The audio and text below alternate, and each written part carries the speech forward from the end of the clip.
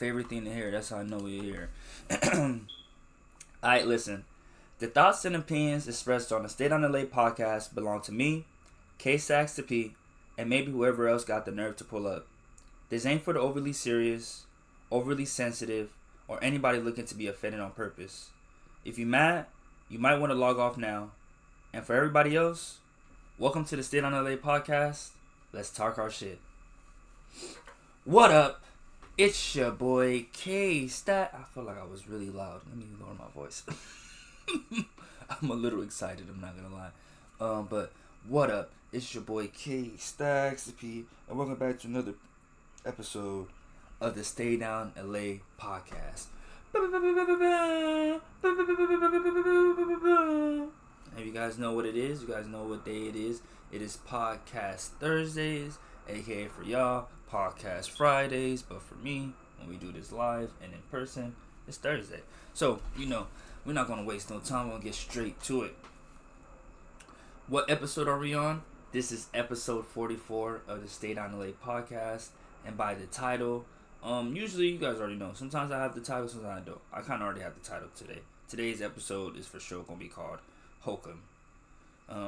Why not? Just keep it straight simple. I feel like that's a nice title to name it. It clearly describes what today's episode is going to be about, which at one point is going to be about the movie Hokum.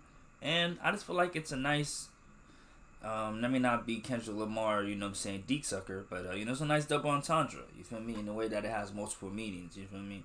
Like how it's Hokum for the name of the movie, but it's also Hokum for meaning BS, And it's not saying that this episode is BS. I just like the word, type stuff. So we're on episode 44, and if this is your first time watching the Staydownla podcast, welcome. Thank you. Grab a seat, grab a chair, get some, get comfortable, get something to eat, get something that's going to keep you, hold you off, because you're going to be here for a little while. So, get comfortable, get nice and comfortable. And if you would like a little more background, because generally speaking, you feel me? It could be a little confusing here. There's a lot of inside jokes and a lot of vernacular that not everybody might not be well versed to. So if you would like to get a little bit more history or I guess background, definitely start on episode 1 on how to stay down, or I think that's what it's called, how to stay down in LA, where I basically go into background of what this podcast is about and what it is. But as a short summary, it's just a podcast where I just come on here and I talk my mess, and I just talk about the current topics that interest me in particular, not what interests society. So don't come on here wondering, what is currently going on that everybody else is talking about. This is specifically to what K Stacks to P is interested in. You feel me? And for the returning viewers, to my returning Scorpion, stand up. Shout out to Fire Reacts.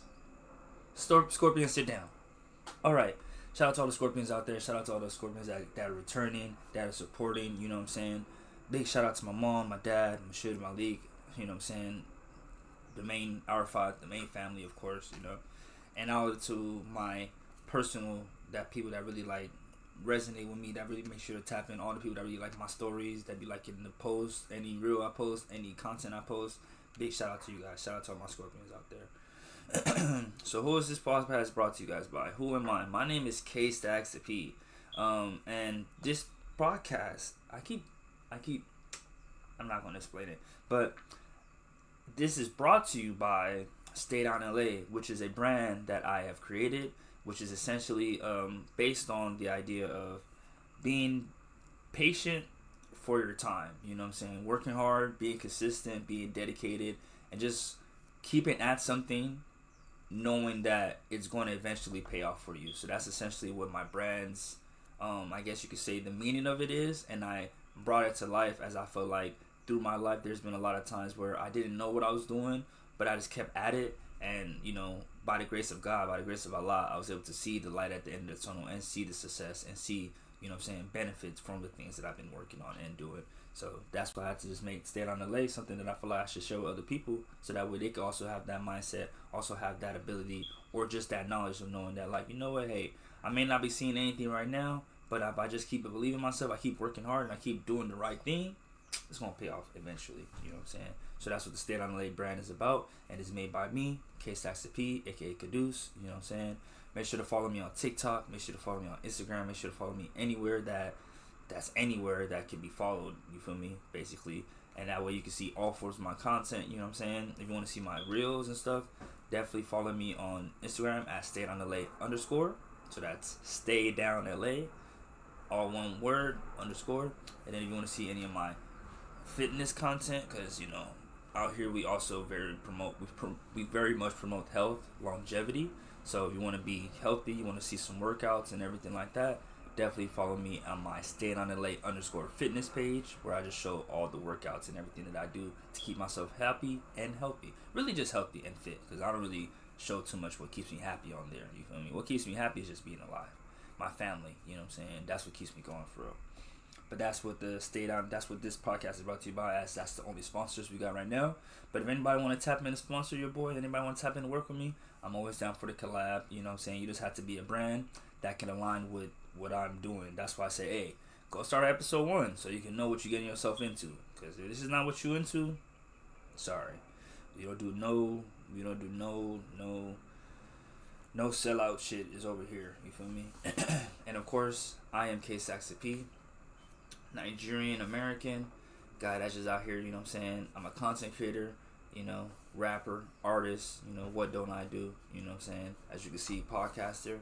And essentially, I just decided that I wanted somewhere where I could really, in a sense, date and essentially like capture my experience by week, or just per whatever timeline I had set at the time. But as I came out to choose by week, I was like, you know what, I want to be able to record something and record what I be going through, share it, you know what I'm saying, talk about what the stuff that I'm interested in, talk about the stuff that I've done, talk about the stuff that I feel like is, going on in society, or just things that I feel like, like I said, I care about. I'm just like, sometimes I don't know what really prompted me, but I just really was like, nah, I need somewhere that I could really express myself. So that's what really helped me create this. And then overall, just having my background and just making content, making videos, making music, it just seemed like the right thing to do. Like, it just seemed like second nature, I guess you can say.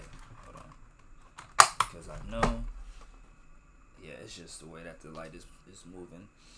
But now that we got that mini introduction out the way, definitely got to start with the podcast Daily Prayer.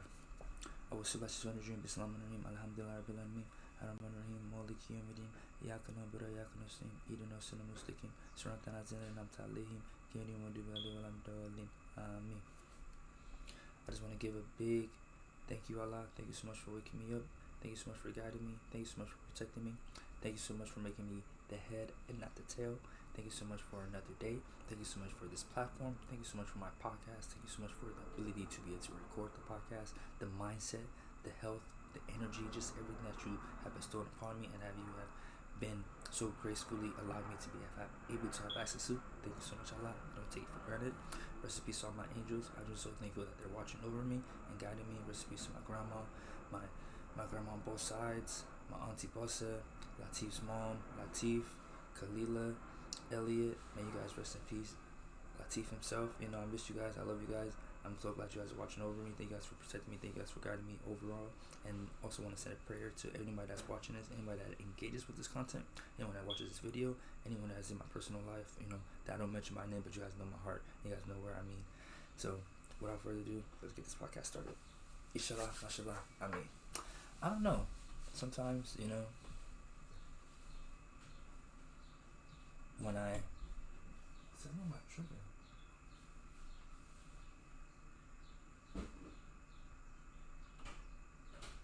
I definitely got a little nervous there because I started hearing noises in the background, so I got a little distracted.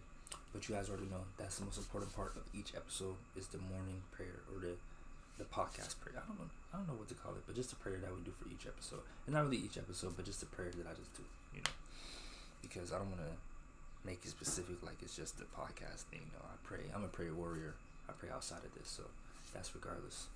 But now that we got that out the way, let's get into this week. So you guys already know we're going to start off with the weekly recap, and we're going to start off from Thursday. So last Thursday, I ended up going to Six Flags with the homie Emmanuel. So big shout out to my homie Emmanuel. Big shout out to my brother. So on Thursday, I woke up at 5 a.m. Started my podcast episode. Got to it. Just had a couple stomach issues last week Thursday, but it was kind of funny. Actually, kind of hilarious when you think about it. So after the podcast, I essentially got dressed and got ready for my Six Flags day with the homie E-Man. So I went to the car, landscaped, didn't do any of the podcast editing that Thursday, so I just left it literally for later. After the landscape, you know what I'm saying, had some, basically headed over to my brother E-Man. We picked him up, or I picked him up, and then we headed straight to Six Flags. Normally, well, let me not say normally, but in the past, me and E-Man, we went to amusement parks before. He knows our landscape, but you know, at the time I didn't really care. I guess you could say I never really worried as much. But now that I'm older, I just feel like it's a respect thing. So it just felt kind of awkward. I'm not gonna lie. Like there was like so many points during the car ride where I could have just started, landscaping, doing my thing, but I literally was like very considerate. More considerate than I feel like I know myself to be when it comes to me landscaping and stuff. But I think it's because, like I said, for me, it's my whip, so I normally just do it, you know what I'm saying, without a care. It's my car. I feel comfortable. I'm safe in there. But now that I have a guest in the car, it's kind of like, I don't want to be rude, you know what I'm saying, and I don't want to be inconveniencing the ride for him. So essentially, it was like a 45-minute drive. Didn't start landscaping until like the latter half of the drive, so around like when we were like 20 minutes out from the location, that's when I started the process. Apologies for the ones that are viewing. For the listeners, you guys don't have no issue because you guys are just listening. But the viewers, if you guys keep seeing me look back, it's because I'm see people walking in the house, and it's confusing me because I'm like, is somebody trying to go in that room? No. Exactly. And that's I'm like, Monsieur knows his podcast Thursdays. If you want to come in here, he knows he got to kind of like knock on me. But yeah, that's why I keep looking back, because I'm trying to make sure nobody just walks in here without, just surprises me and shit. You feel me? But yes. When we were about 20 minutes out, that's when I, sparked up the landscape, got on it. We got there, you know what I'm saying, took some pregame, shots, had some Don Julio with me, you feel me? So, it was actually, and I also had some chocolate with me too, so I had the Holy Trinity. Not meant to compare it like that or nothing, but I had the whole setup with me, I had the whole game with me, so I ain't gonna lie. I was definitely activated. Like, on the walk up, even into Six Flags, I'm already knowing. I'm like, I know I'm much older now. I know that I'm much older now because I can handle myself a little better, and I was able to reasonably get lit. You know what I mean? Like, I feel like when I was younger and I was like trying to like do my pre-games for the amusement parks or like get myself activated for the amusement parks, I would usually overdo it, and that would usually result in me, basically crashing out early. And they could get tired way faster, and I just be over it, and I just be ready to go. You know what I'm saying? Basically, too faded too quickly. This time around, I made sure not to get too faded too quickly, and it definitely played a part. It definitely played a role, and I feel like in the overall execution and how the fadedness, faded in a hoe, faded in a hoe, faded in a hoe, faded in a hoe, faded in a hoe, faded in a hoe. How much it hit me and how much it was rocking with me was way better. Like, this was like a good trip to Six Flags, I ain't gonna lie. Boom, we make it, we park, you know what I'm saying? Or it's even funny because when we made it, normally the way Six Flags works is, depending on your pass, of course have a diamond, because diamonds are forever. So I have the Six Flags Diamond member pass, you feel me? So because of that, I get free parking and preferred parking. But normally, and I put quotation marks on the normally because usually you're supposed to pre-book the preferred parking. And if you don't know what preferred parking is, let's just assume this is your first time in America, first time in LA, first time in an amusement park. Amusement parks, you have to pay for parking. That's how they get their money. And what is an amusement park? Let's just assume you don't even know what an amusement park is. Big shout out to DJ Academics, because that's one thing that I feel like I pride myself on, that I picked up on him saying about just overall just explaining stories and explaining stuff. Just explain it like you just assume the person doesn't know anything. So I'm not assuming that you guys don't know amusement parks, but I'm practicing that if I was to have to deal with somebody that didn't know anything about what I'm talking about, this is how I would break it down to them. So essentially, the amusement park is where you go. It's a park for amusement. Lamest terms, keep it simple. They got roller coasters, and this one in particular is called Six Flags, and it's very lit. It's very active. It's in Valencia, so it's not in LA. It's outside of LA. It's in Valencia, so it's a drive. You know what I'm saying, but not too crazy of a drive. And it's one of the few parks in LA that's known for. That's my dad. See, my dad is home, so it's a good thing I wasn't yelling, because earlier I was yelling. Y'all heard me, so I had to lower my voice. But yes, my dad. What am I talking about? There's different amusement parks, and Six Flags is known for its thrill. It's known for being very roller coaster heavy. You know what I'm saying? So there's Six Flags, there's Knott's Berry Farm, there's Disneyland, and there's Universal Studios. And I think those are the 4 parks that we really have out here. And out of those 4, I have a pass to Disneyland, I have a pass to Universal, I have a pass to Six Flags. I don't have a pass to Knott's Berry Farm. The reason I don't have a pass to Knott's Berry Farm, though, is in the age scale, which is kind of ironic, right? Because Disneyland is kind of in the same breath, but just Disneyland knows how to finesse, to where they could get you as an adult in there too, to where they kind of like, you be like, okay, well, shit, I guess I'll keep a pass. Because the reason I don't go to Knott's that much is because it's kind of kiddie, you know what I'm saying? Like, Knott's was really like, I don't even think I was going to Knott's Berry Farm in middle school. I feel like, high school. Knott's is like, elementary to middle school, maybe. And I don't know why. I just have that mindset when it comes to Knott's Berry Farm, but I just always thought like that. But Six Flags, I've always just been fucking with it since I was in college. So Six Flags is something that's like the back of my hand. I'm like, oh yeah. And Six Flags is very thrill. It has a lot of roller coasters that are no joke, man. So yeah, so definitely kept that on the rotation. But I say the same thing with Disneyland, because I feel like Disneyland is kind of like, it's technically, it's weird, because it's definitely for little kids, but little kids, you get what I'm saying? Like, it's such a weird monopoly area that is like, you know what I'm saying? Like, an adult could go there too, you feel me? So it's like, you could not get away with it, but how do I do this? To hide the chat. Because maybe that's might just be what I do. Oh, can I do that? I could do that, huh? My preferences. Chat filters. No, we could do,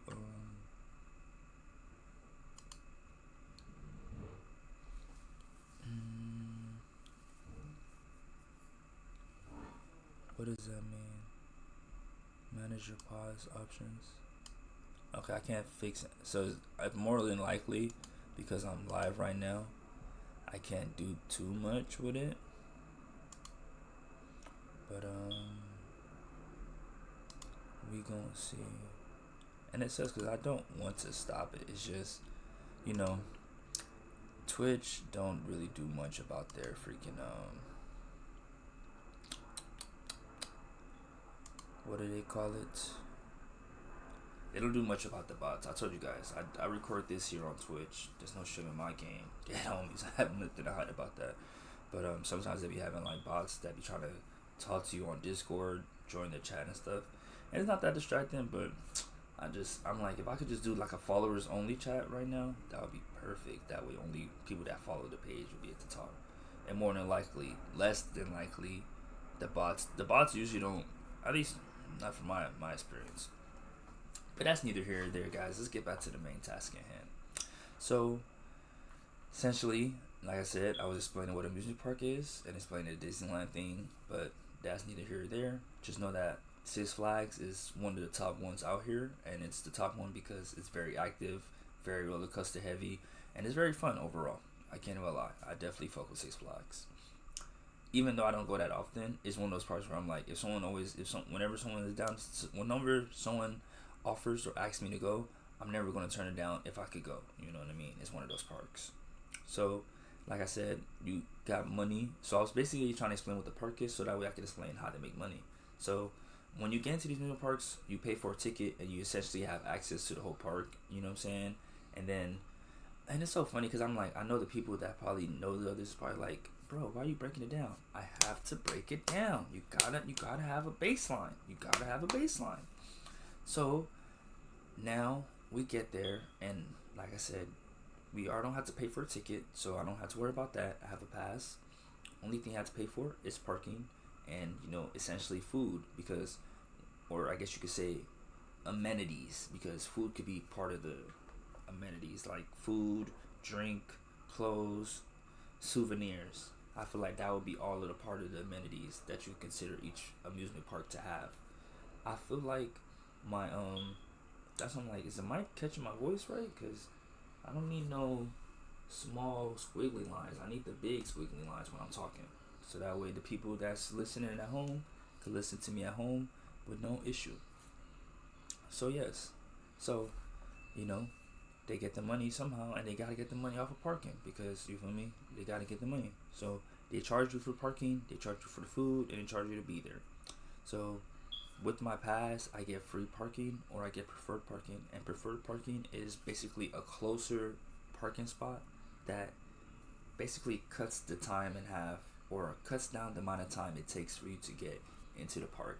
I like how I said that. Very professional, very eloquent. So, normally, you're supposed to, you feel me, book the preferred parking the day before. I It's not that I couldn't have did it. I just forgot. Generally, just forgot to do it. You know what I'm saying? Generally slipped my mind. So when I got there, I was like, oh damn, I don't know if I'm gonna be able to do it. But then I thought back to the time that because besides me coming with E-Man, the other most recent time that I went to Six Flags was with my ex bestie, and it's even funny because the only reason we even went was because she bought a pass, so she was on some shit like, if I buy this pass, I gotta use this pass. So I remember the last time that I went to Six Flags was with her, and the last time we went, I don't think I paid for preferred parking, or I don't think I reserved it the day before. But when we got there, I remember she asked. She was like, "Oh, like, can we get preferred?" And then they gave it to us. So, like on some That's So Raven type stuff, my brain did like a quick vision, and I was able to remember that moment. So after remembering that moment, I said, you know what? Let me just try to ask. So, ASK, not AXE. You feel me? So let me just try to ask them and see what they'll say. So essentially, I pull up to the place, and I pull up to the parking window, and there's a young lady that's working there. I say young lady because I'm an old person. That's just right. I guess it's a young woman that works there. You know. So I tell her, I'm like, hey, I got the pass, I got the this, and I was like, oh, do you think I can get preferred parking?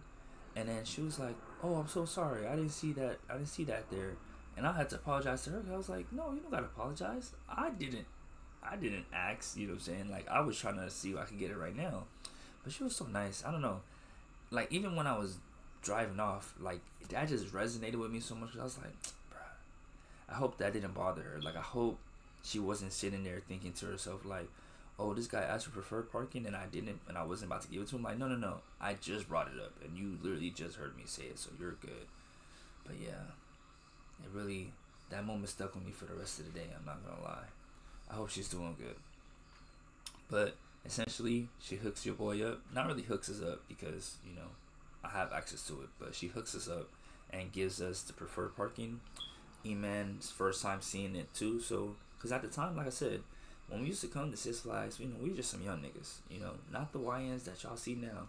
We just some real young niggas in college, just on some shit, trying to just make it happen. So, preferred and stuff, anything extra, like how I pay for convenience now at this age, that wasn't even thought at the time, like, I was trying to, because I'm still cheap as fuck, but I was, like, even when it came to convenience, I was cheap too. So at the time, we wasn't even thinking about no freaking preferred parking, and we didn't have no diamond pass. You feel me? So now that I'm older and I got the better pass, I'm like, yeah, my nigga, like, this is the lifestyle that, you know what I'm saying? This is the luxury. This is what comes with the, you know what I'm saying? This comes with the room. This is complimentary. It comes with the service, nigga. You feel me? So I'm telling my boy, we like, oh yeah, it's lit. So after we paid for the parking, not paid because we didn't pay for it, but after we park in the preferred, park the car, you feel me? I take the, you feel me? Pinkies up because I'm fancy. Take the shots. Then we walk inside. So we walk inside, and like I said, I'm lit. And I'm like, man, I'm lit. And I hope they don't say shit. You feel me? Because it's so many stories I could tell you guys. It's not so many stories, but it's at least 3 stories where I could tell you guys where I got stopped at Six Flags. And it was times where I thought, yeah, this past shit is cooked. Like, I'm probably never gonna be able to come back again.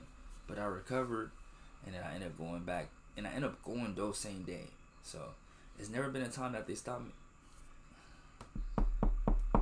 Knock on wood. They ain't got your boy yet, so we gonna just say it like that. And I'm gonna be careful to make sure they don't get your boy. You feel me? So essentially, I had my backpack ready. Made sure it was. Shout out to Tiani. I had my water, my basically my workout backpack. Bring that with me. No, I didn't.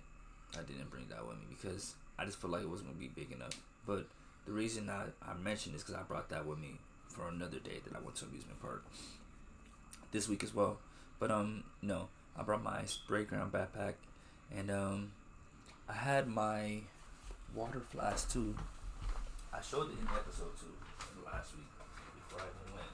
But I was telling y'all, remember I was telling y'all, I said, hey, oh my gosh, this whole time, I don't know how I didn't see it. It literally says 2024 on the cup. So it's like, duh. No wonder. And then it says, it has a freaking, what you call it, asterisk symbol. What is the asterisk for?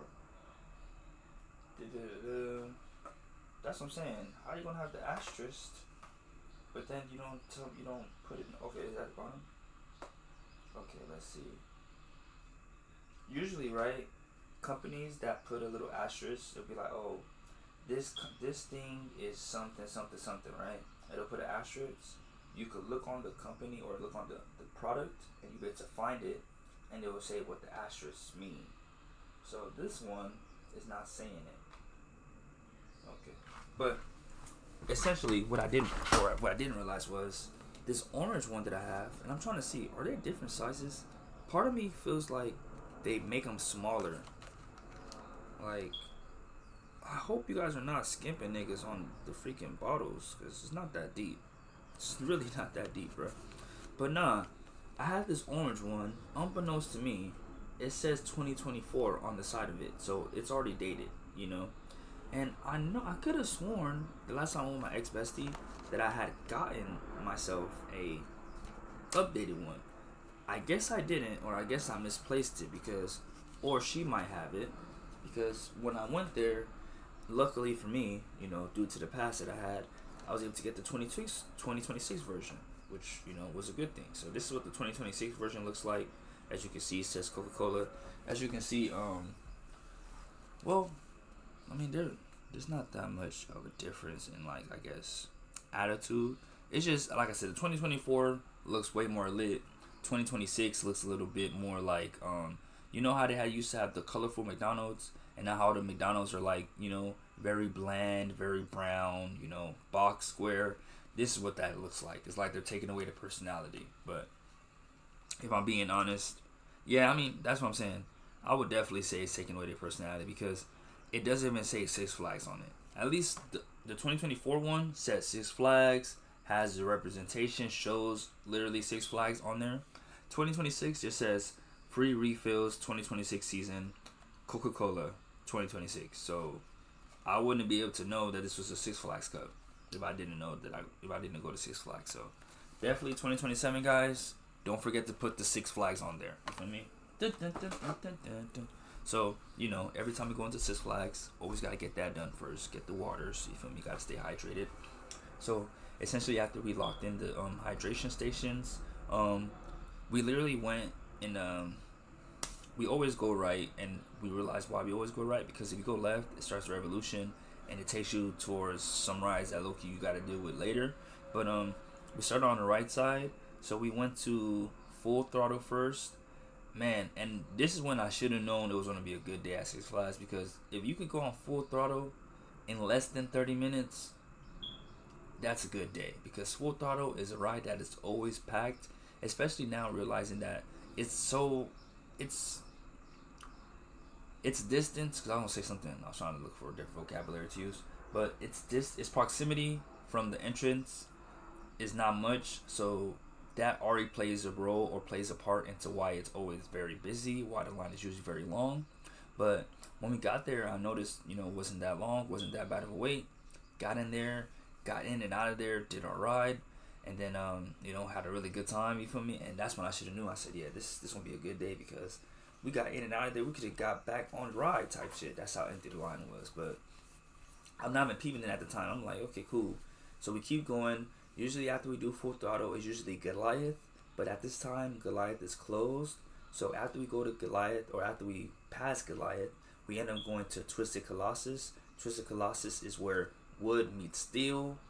That's the advertising they give on it. We knock out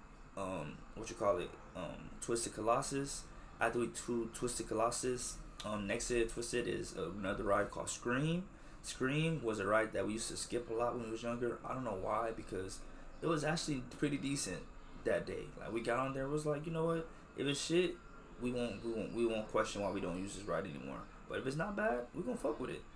We was kind of fucking with it. It was pretty comfortable. It wasn't like nothing too bad. You know what I'm saying? Knocked it out. After we did Twisted, after we did Scream, we went straight to Crazanity. Crazanity is like it's like a merry-go-round, but instead of like you go like this, it's like those carnival rides, but actually industrial, actually professional, actually, it's not the one that's coming out of a suitcase. You feel me? Like, this one is staying there the whole year, and that's no slight to the carnival rides. It's just I commend them their I guess you could say infrastructure, because those things, man. And I was scared because I be seeing videos of the freaking carnival rides breaking down. It's not fun. It's not fun at all. But Crazanity is fun. It's fun as hell. So we was, like I said, line so empty. We literally was like, did it one time. They was like, look, if you enjoyed it enough, and it sucks because that's what I'm saying. Like, it's one of those things where, like, I might talk shit about Disneyland type shit, but once I'm there, I immerse myself. And I think that's the thing about, just the generation that we're in now. Nobody tries to immerse. Everybody's too cool to immerse. Everybody's too cool to engage. You feel me? Because that's really what it is. People's too cool for shit now. And that too cool for shit is not even cool at all. You know what I'm saying? That's why everybody wants to be nonchalant.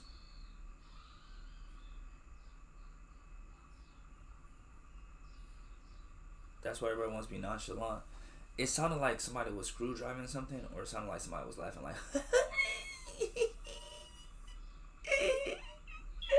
it sounded like somebody was doing that. So that's why I was like, let me listen. Sorry, these headphones are really nice. Shout out to Sony. You feel me? Like I said, we could really shout out to Sony, and Sony could give me my own, code, PlayStation number, PlayStation collab code, where people use it and they get discounts. So fuck with your boy. Fuck with your boy. Like I said, I'm very future thinking. This podcast is going to be around for a long time. So, whoever, like I said, Rocket Money, you should definitely tap in with your boy, because then I would really come on here and really start talking about my finances more. But, like I said, just know I'm out here saving money, and I'm trying to promote saving money. Like I said, I tell you guys all the time. I tell you how I cut around shit all the time, y'all. Literally, never pay for movie food. So, you hear what I be talking about. But that's neither here or there. But that's still kind of here. You feel me? Because like I said, we're talking about Sony headphones. But, yeah. So, after we get on Crazanity, I'm realizing that, like, yeah, I'm like, oh, yeah, this is the too cool for school crowd. Because the employees, generally speaking, after each ride, they like to ask you, they like to see if you enjoyed it. It's kind of part of their job. It's like imagine, what I'm saying, and it makes sense too. It's like if I was just operating this machinery that supposedly is like a roller coaster, I'm supposed to, people are supposed to enjoy it, but after each ride, I don't check in with the audience and be like, oh, like, did you guys like it? And I'm just keep going. That's not really a good gauge to know like if this is a fun ride or not. And how would I know if there's anything going on if I don't check in with the people after each, ride? So they be checking in with us and they be like, oh, did you guys like that ride? Did you guys enjoy it? If you like this one, go check out this other ride. If you like this ride, go check out this one. So they like to recommend rides. They're like, oh, if you like this one, you'll definitely like this one type stuff. So we on Crazy Sanity, and the employee, or let me not say employee, because I don't, sometimes, that sounds kind of like, but the associate was like, oh, did you guys enjoy that? And me and E-Man, we like, hell yeah, we fuck with that. And then I guess everybody else don't want to say nothing. Well, he was like, okay, well, shit. For the ones that enjoyed it, if you enjoyed it, you could just sit down. You could just stay on it. We could go again. And those that didn't enjoy it, you go to the kiddie ride. And I started dying laughing because I was like, yeah, if you guys is over here acting like y'all don't like it, take it go to the kid area. It's for the big boys. It's for the big boys. You know what I mean? So we do Crazy Sanity twice. Run that back twice. Run that back, Wes. So after we do Crazy Sanity twice, there is the Justice League available. We didn't do that. Ninja's available. We didn't do that. Wonder Woman available. Didn't do that. But we didn't do the Justice League because Justice League is really just, just really like watching. Not really nothing crazy with that one. Green Lantern, I just didn't break it up because I'm like, Green Lantern's pretty cool. There's nothing really wrong with it. Wonder Woman is a new ride. We just didn't get around to it. And I should have honestly doubled back to it because E-Man's first time, he should have at least experienced it. And then Batman, I already knew I was going to go on Batman because I'm comfortable. Ninja, it's his give or take because Ninja and then the Gold Rush, those are like the rides that are like kind of like, you just kind of go for the nostalgia aspect, but those rides hurt your ass. And it's kind of like Revolution in that sense. And then we also didn't go on Apocalypse, but like I said, we just didn't go back to it because essentially we go straight to West Coast Racers. Because I was just like, I'm just looking at these weights and I'm like, bro, if Crazy Sanity is this empty right now and was able to go on it twice, we might as well go to all the hype ones then because there's a chance that it might also be empty. You feel me? And I'm still thinking, I'm like, nah, this gonna get busy later. Because like I said, Six Flags, from my experience, even if it is empty at first, it always picks up. So I guess it was just one of those days where God was looking down on your boys. Because it didn't pick up for real, I ain't gonna lie. And I don't know what, it picked up. But like I said, I was not tripping on it. Because usually when it picks up, you're like, damn, my usual excuse to leave Six Flags early is because of how busy it is. Bro, we literally got on, West Coast Racers. And that's how I was like, bro, we got on West Coast Racers. Shit, we might as well go to X2. Then homies went straight to X2.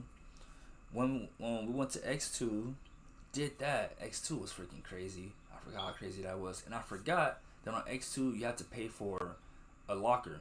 But that's how you know it's empty because we was able to finesse it and not have to pay for a locker. So we was able to just keep our stuff out there. But mind you, it was so empty that we could have run it back. But I'm like, my shit is out there. I'm not gonna leave my shit out there. So we just did it one time. And I just wanted to get our stuff. Cause I was like, I don't want to. Don't tease the snake. You feel me? It's like putting a steak in front of a lion and then putting your hand in the encampment. I don't want to get my arm bit. You feel me? I may have been able to get away with it one time. I may not be able to get away with it 2 times. You feel me? So I play it careful. So I did the one time X2, got our stuff. We went on Viper, knocked that out. Then went on Tatsu, and I want to say we finished it off with Tatsu because after Tatsu, I was pretty much like, yeah. Cause I ain't gonna lie, Viper hurt. Viper kind of like was uncomfortable. And we also did double back to do Goliath because it ended up being open later. So we ended up doing Goliath. And then, yeah, so essentially we just didn't do Revolution. Yeah, we could have low-key did the whole park. We just didn't take our time to do that. So it was like 5 rides that we didn't get on. So after that, one thing about your boy Caduce. After the amusement park, I gotta eat good. And it's so funny. It's been a while since I've been here, but I decided, you know what, let's pull us a steak and crawfish. So me and the homie, my nigga E-Man, you know what I'm saying? hey, been holding it down the whole day. We drive all the way to Stinking Crawfish in Gardena. Shout out to them, and we do a to-go order. I do a full pound of peeled shrimp with 3 potatoes and 2 corns. That came out to about like $27. And then my nigga E-Man, he do like some regular, I want to say, mac and cheese and like some rice or something. But yeah, he didn't do no seafood. And I thought it was so funny because I'm like, usually, if you know anything about me going to Stinking Crawfish, when I go there, I'm usually the one that gets the regular food, like the wings and stuff. The person I come with usually be doing the snow crabs, all that extra stuff. So this time around, me being the seafood person, the person come with me and getting regular food, I thought that was like funny play on words, funny twist on situation. But I ain't gonna say this part because I feel like I don't need to dox my nigga, so I'm not gonna dox my nigga. But just know I ain't had to pay. Put it like that. You feel me? Pause, because you know what I'm saying, I'm a grown ass man. He's a grown ass man too. But it was a professional. It was a business expense, so we had to, you know what I'm saying, write it off, if you know what that means. So business expense, got that done, got that out the way, you know. And essentially, you know, this is my nigga E-Man, so you know there was definitely some real nigga conversations that were being had on the way there. Me talking to him about my recent escapades, or I guess you could say my recent attempt at escapades.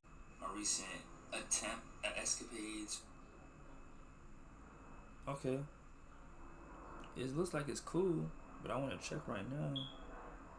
No.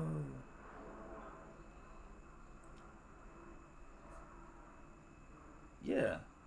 I feel like my shit's still working. It says offline.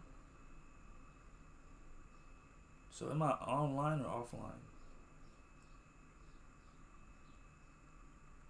Yes. It looks like. Oh, okay.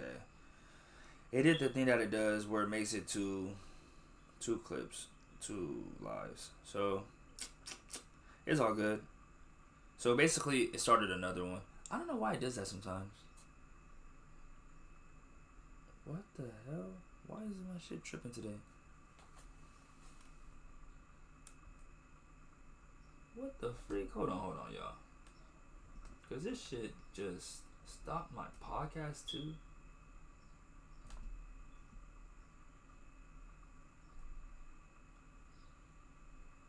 What the freak, bro? That's a first. That's a first for sure.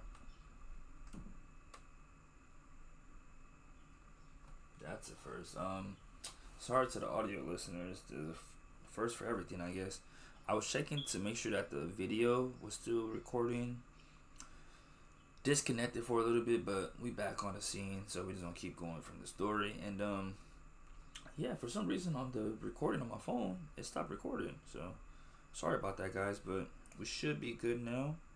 Everything seems to be in order. Maybe it's my fault. I might have put my foot too close to the internet cord or something on my computer. I'm gonna be more careful, but I don't know why the phone did that. But now back to the story at hand. So then, yeah, got my Stinking Crawfish, and like I said, you know, I was basically talking to my nigga E-Man, and because that's what we were talking about. That's what I'm like, it's probably the said escapades, you know, hating on a nigga.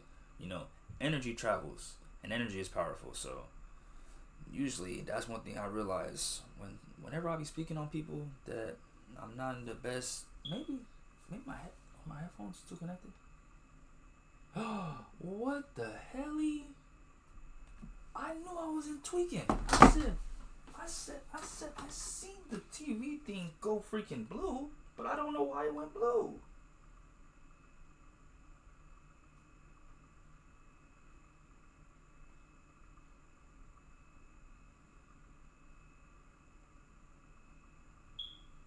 I knew I wasn't tripping.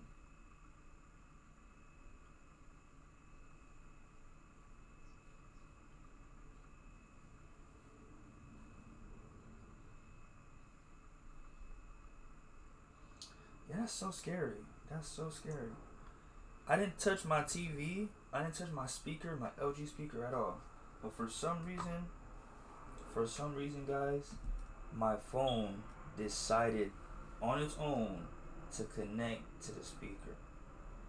And one thing about my fucking old iPhone, that shit freaking is very tricky.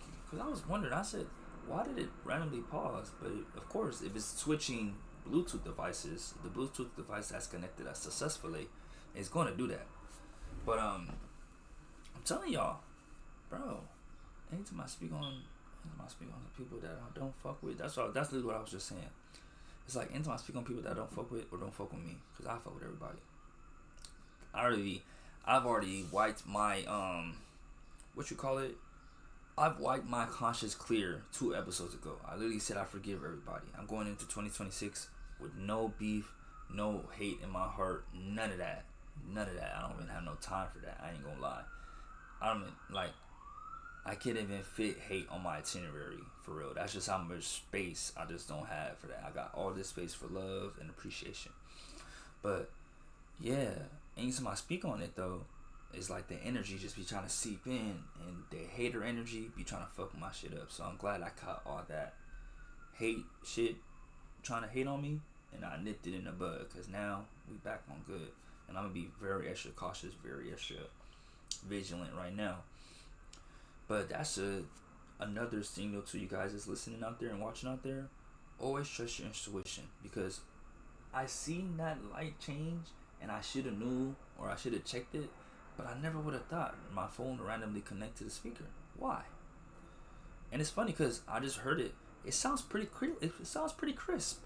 So I don't know if it was still using this microphone and then just outputting out there, but the audio isn't too messed up. But on the computer, I don't know how it is connected. It happens every once in a while, guys. You guys know that. So, I mean, if you guys are ever watching this live, usually it's just me and the bots. It's never really a real person here. But I remember one time I was recording live and Mercedes was here, so shout out to her. But then, like I said, I was telling my nigga E-Man about the most recent escapades, and I was like, yeah, man, be honest with you, bro, I don't think these girls really fuck with your boy right now. You know what I'm saying? And I think it's just for the best.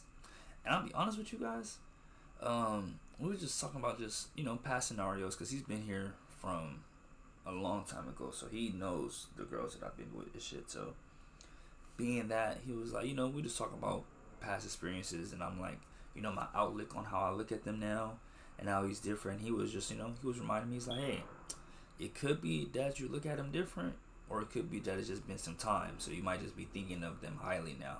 And I was like, you're right.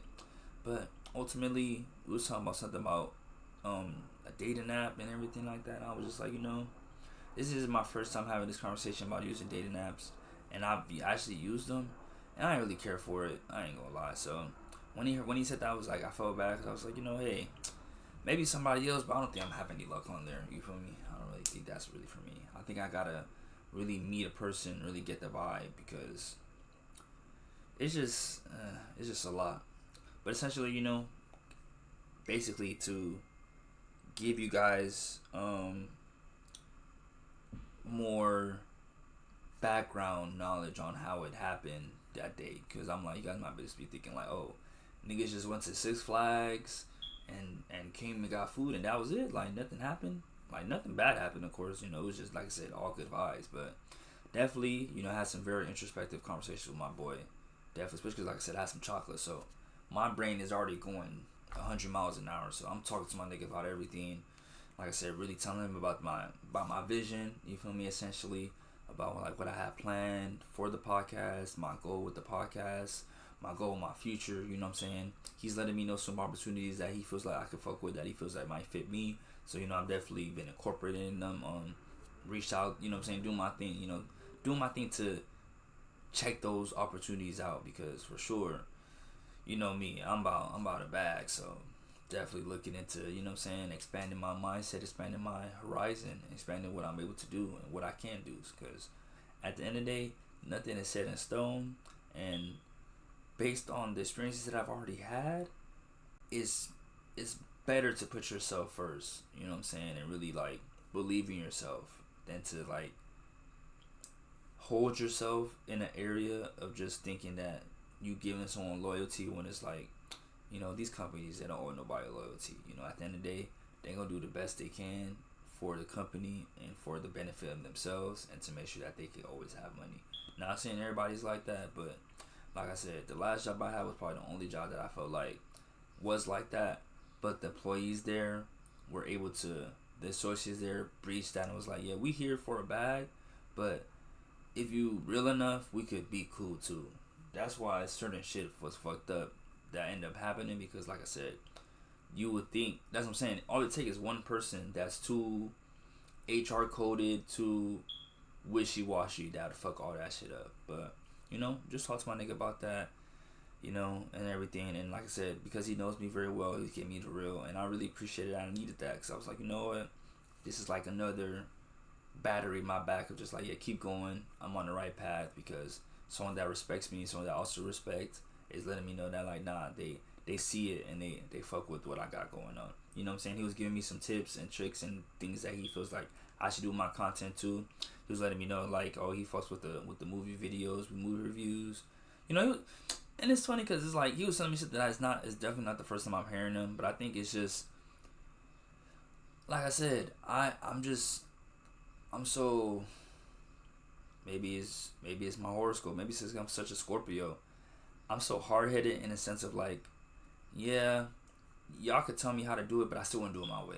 You know what I'm saying? Like, because he was telling me certain things that he feels like I should do or incorporate in my videos, and I'm like, yeah, that sound good, but that sound like extra work. I like the routine that I got. I like the program I got. And if it take me longer, then F it. But I fuck with this shit I got going. So, like I said, we gonna see. Once I hit a year of making content, we'll see how I feel. Because like I said, maybe that might be where it happens, because that's what they be saying. They be saying, do a year or something straight, you're gonna see a change. So we're gonna see what happens after a year. But if not, regardless, I'm still gonna be out here doing my thing. I'm still gonna be out here dropping this podcast and stuff. So that's not changing. But we was just really talking about my reels and like my TikTok videos and stuff, and I guess different things that I could do. Because I'm like, I know I kind of just do the bare minimum on there. But I just do the bare minimum on there because, like I said, I feel like I've seen how the algorithm works, and I'm not finna suck dick for nobody to fucking get a little bit of couple views. If the views ain't getting me no money, it's cool. Like I said, I want to be in a position where I could work and make money and then just make this shit for fun. Because, it's the real world. You feel me? That's what I was telling him. I said that's what we was talking about too. It was just like, yeah, we could go back in time.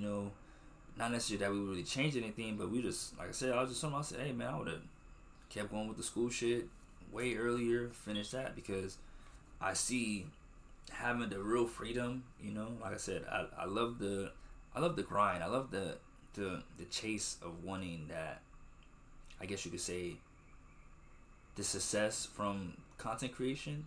But at the same time, like I said, I'm realistic enough to know that, like, yeah, bro, I'm not willing to, like I said, just put everything to the wind. Like, nah, like I said, I'm cool on that. And by that, I mean basically like sacrifice, risk everything. No. I like to take smart risk. I like to take smart sacrifices. You feel me? I'd rather do it on my spare time than to do it on my main time. You feel me? Like, that's why I feel no stress about it. And no issue. And like I said, I do stuff that I genuinely like. You feel me? I genuinely love talking about movies. I genuinely love talking about the shit that I go on through the week. I genuinely love talking about, random topics. So none of this shit ever feels like an issue. I like making videos of me in the gym. I like doing voiceovers. You know what I'm saying?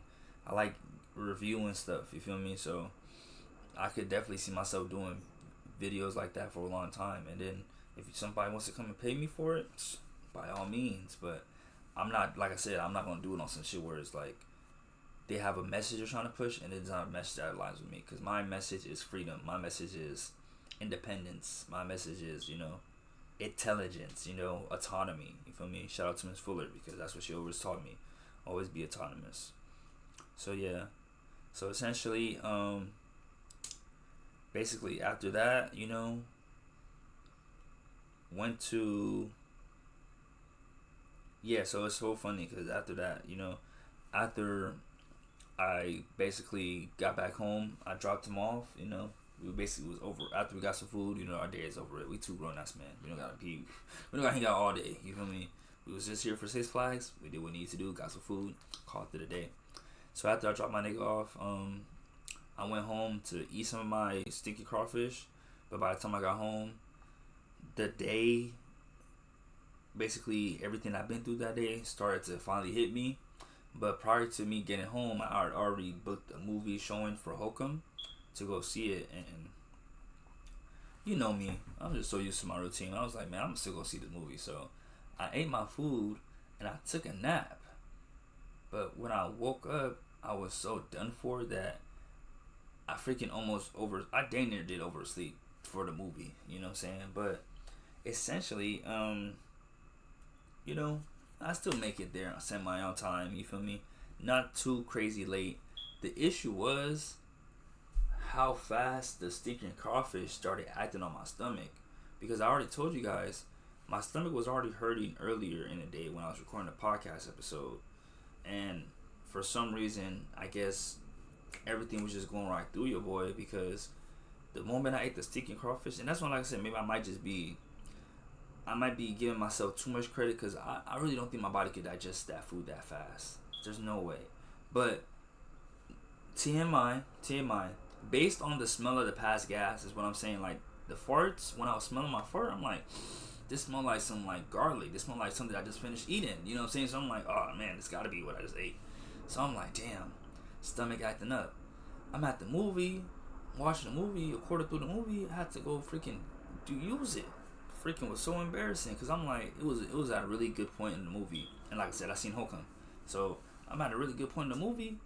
Man, stomach started acting up, bro. And I had to go use the restroom.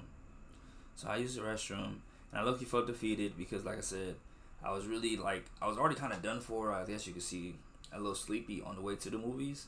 So the movie reinvigorated me. It gave me that energy back. So I'm like, I was actually enjoying it. And now I had to go freaking do a number 2 and the movie. I don't even low-key, fuck it. I don't even care to go watch it no more. But of course, I still go finish it out. And it felt like I didn't miss a lot. But after I watched the review, I'm like, okay, I kind of did miss something important. So I wanted to double back. You know, spoiler alert, I didn't double back to go watch it. You know, I just used I just used the reviews to fill in the blank. But essentially, you know, after I seen Hokum, you feel me? Came home, ate the rest of my food, you know what I'm saying? Incorporated some mac and cheese that I got from Bossa Nova and some rice. Honestly, 100 out of 10 day. That was my Thursday. That was a really good freaking podcast Thursday. And today's about to be another good podcast Thursday too. Every week is a good week. Every day is a good day. I told you guys, as long as I'm alive, it's a blessed day. So on Friday, I thought I was going out, because it was the homie Ruchi birthday, but honestly, it was on me for not being reminded enough, because one thing I know, when it's your birthday, you're just busy, you know, and you're just moving too much to remember certain things, because essentially, I woke up early, but I was like, I don't know why. I think just the day, because I don't want to blame and say that Six Flags just like took such a toll on my body. I think just the, you know what I'm saying, like I said, the Trinity, everything that I did that day just took a toll on my body, because when I woke up on Friday, I was just on my phone, I was just on Instagram, being lazy. And like I said, it's nothing wrong with me being lazy. I think it's just my mind always just thinks of the future, or just thinks of like, you know, like, especially because now I have a routine, I just think to myself, like, you know, you can't get away with this forever, you know. That's just always what I'm telling myself. Like, even though it's not the end of the world, I just always, I guess, judge myself harshly for taking breaks, I guess, you know, because I just feel like the productive level that I want to be at is such a point to where it's like, I just want to be so productive all the time that I just get shit done without second thought, to where I just, now when I am not doing anything and I am being lazy, it's not a second thought, because I already know I did all my business. That's why I've been making sure I make my TikToks before I go to the gym with the homies. I've been making sure to like incorporate things down to the point to where it becomes second nature, so that way I could be more productive overall. But essentially, like I said, that's all good and well, but that shouldn't also take away the fact that I also deserve breaks. You know what I'm saying? I also deserve a chance to rest, because it wasn't nothing really negative in the sense of me not doing nothing this Friday in a sense because, at the end of the day, I try my best to, like I said, work out 3 times a week and then do 2 forms of outdoor activities. Like I said, 3 times in the gym and then maybe 1 run, 1 hike, or 1 bike ride, and then just 2 of those, from that list. So not even knowing because this week is that week was already like I said, I mentally told myself I said what Caduce, you're gonna go to six class this week. You're gonna go to university. You're gonna go to this. Don't stress if you don't go to the gym. But because, like I said, I'm so used to the routine, I was internally still beating myself up. So pretty much, I was still trying to go on this bike ride, but it's like my body was like, no, don't go. Brain was like, go. Body was like, okay, I'll go. But then my brain was like, you don't have to go. So it's like that inner battle I was having, and it just ended up me not doing anything. And I always think back to this quote of when you have too many choices, sometimes you just end up not choosing anything. And I feel like that's always my issue. That's why I always try to make it to where there's only just 2 options. When I give myself too many options, I just never choose anything. And it's not even like I have a lot of choices. I just end up, like I told you guys, like it's always like stay inside or go outside. Stay inside or go outside. I could always just stay inside and but then I'm always like, well, if you had an opportunity to go outside, you should take the opportunity because you never know when you're going to get another opportunity. And I always end up saying that because whenever I plan my outsides and they're usually, I guess you could say days away, it's like I never enjoy anything in the middle. I just always so focused on the end that I never enjoy the journey. You feel me? And I need to work on that. I know. I'm very honest with myself. I'm very open with myself, knowing that I need to work on really just enjoying the moment instead of just thinking of the future moments that I got coming. Because like I said, I told you guys, I've been trying to enjoy this little free time, but I just keep thinking to myself, I'm not really free until I graduate. So it's like this weird limbo that I'm in, But we almost there. There's 2 more weeks, 2 more podcast episodes. This week, and then, because I'm going to do this week, this week, and then I'm going to do next week. And then by the time I do the week after next, I would have already commenced. So I would have already graduated and shit. So hopefully I feel different, guys. I'm praying I could feel like a little stress lift on my shoulders. That's really what I'm looking for. And I could tell the stream ended because it's saying that it's letting me know that they got the key stats from my latest stream. So that's how I know that shit did end. That's so weird. Like, this is weird. I'm not gonna stress about it. But essentially, because I just, like I said, after I basically stopped beating myself up about not going to go on this bike ride and like having a little low week, you feel me, in the workout department, I eventually get on my daily routine, and that's why, like I said, I know I'm for sure being productive, or at least I'm like starting my day when I do my affirmations and I do my journal. Like when I don't even do that, I'm like, okay, Kudus, you're being too lazy. But I try my best not to be too lazy to not even do my prayer, because it's like routine. It's like I go poop, brush my teeth, pray, do my affirmations, and then do my journal, and then I do my TikTok. So it's all one fell swoop. So when I don't do one part, I'm like, okay, yeah, you slacking. So once I started, getting my bearings together, I then realized that, like, hey, it's Friday, Caduce. You over here chilling and shit, but you got a freaking big ass elephant in the room. That's not an elephant. That's an owl. But you got a big ass elephant in the room. You haven't edited the podcast. You haven't fucking uploaded it. The only good part is, like I said, I have all day, so it's like, okay, cool, I get a pass with it.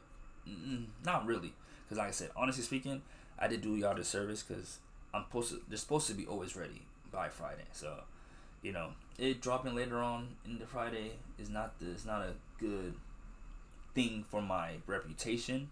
So I do apologize, but I was like, like I said, I was just feeling myself. I guess you could say, got a little comfortable because I was like, you know what, nah, let's get on it. Edited the podcast and then waited for it to export it. So then while I was waiting, I was playing the game, you know what I'm saying? Then I ate some chicken tenders and fries. Then I took a nap. So at first I thought I was going out, so I was just, just waiting for the okay to get ready. But once 11 o'clock hit, I knew that I wasn't going anywhere, so I decided to, just go to sleep. You know what I'm saying? Like I said, uploaded the podcast, made sure that was good. So, like I said, that's what, and then that's what I was like, okay, well, in this regard, I probably should have still went to ride my bike because I'm like, well, you could at least still went to go do that. So I was like, you know what, tomorrow, if I'm not wasn't gonna do what I was gonna do tomorrow, I would have definitely went to go ride my bike. But now I'm like, nah, it's all good. Yeah, pretty much. So that was my Friday. So then my Saturday is kind of similar, in a sense. You know what I'm saying? But I kind of, because by Saturday it's May 2nd, because on Friday is May 1st, so it's the start of May. So happy May, you feel me, to everybody. Shout out to my nigga Rucci. Shout out to my nigga T Money. It was his birthday on Friday. T Money's birthday on Saturday. And then happy birthday to anybody that I'm forgetting. Like I said, those are the particular homies that I know are for sure happy birthday too. So I know for sure off the top of my head. And then, but yeah, so May 2nd. And then every new month, because I'm like, why am I mentioning that it's a new month? Because every new month with the Universal Pass, there is a new magnet that comes.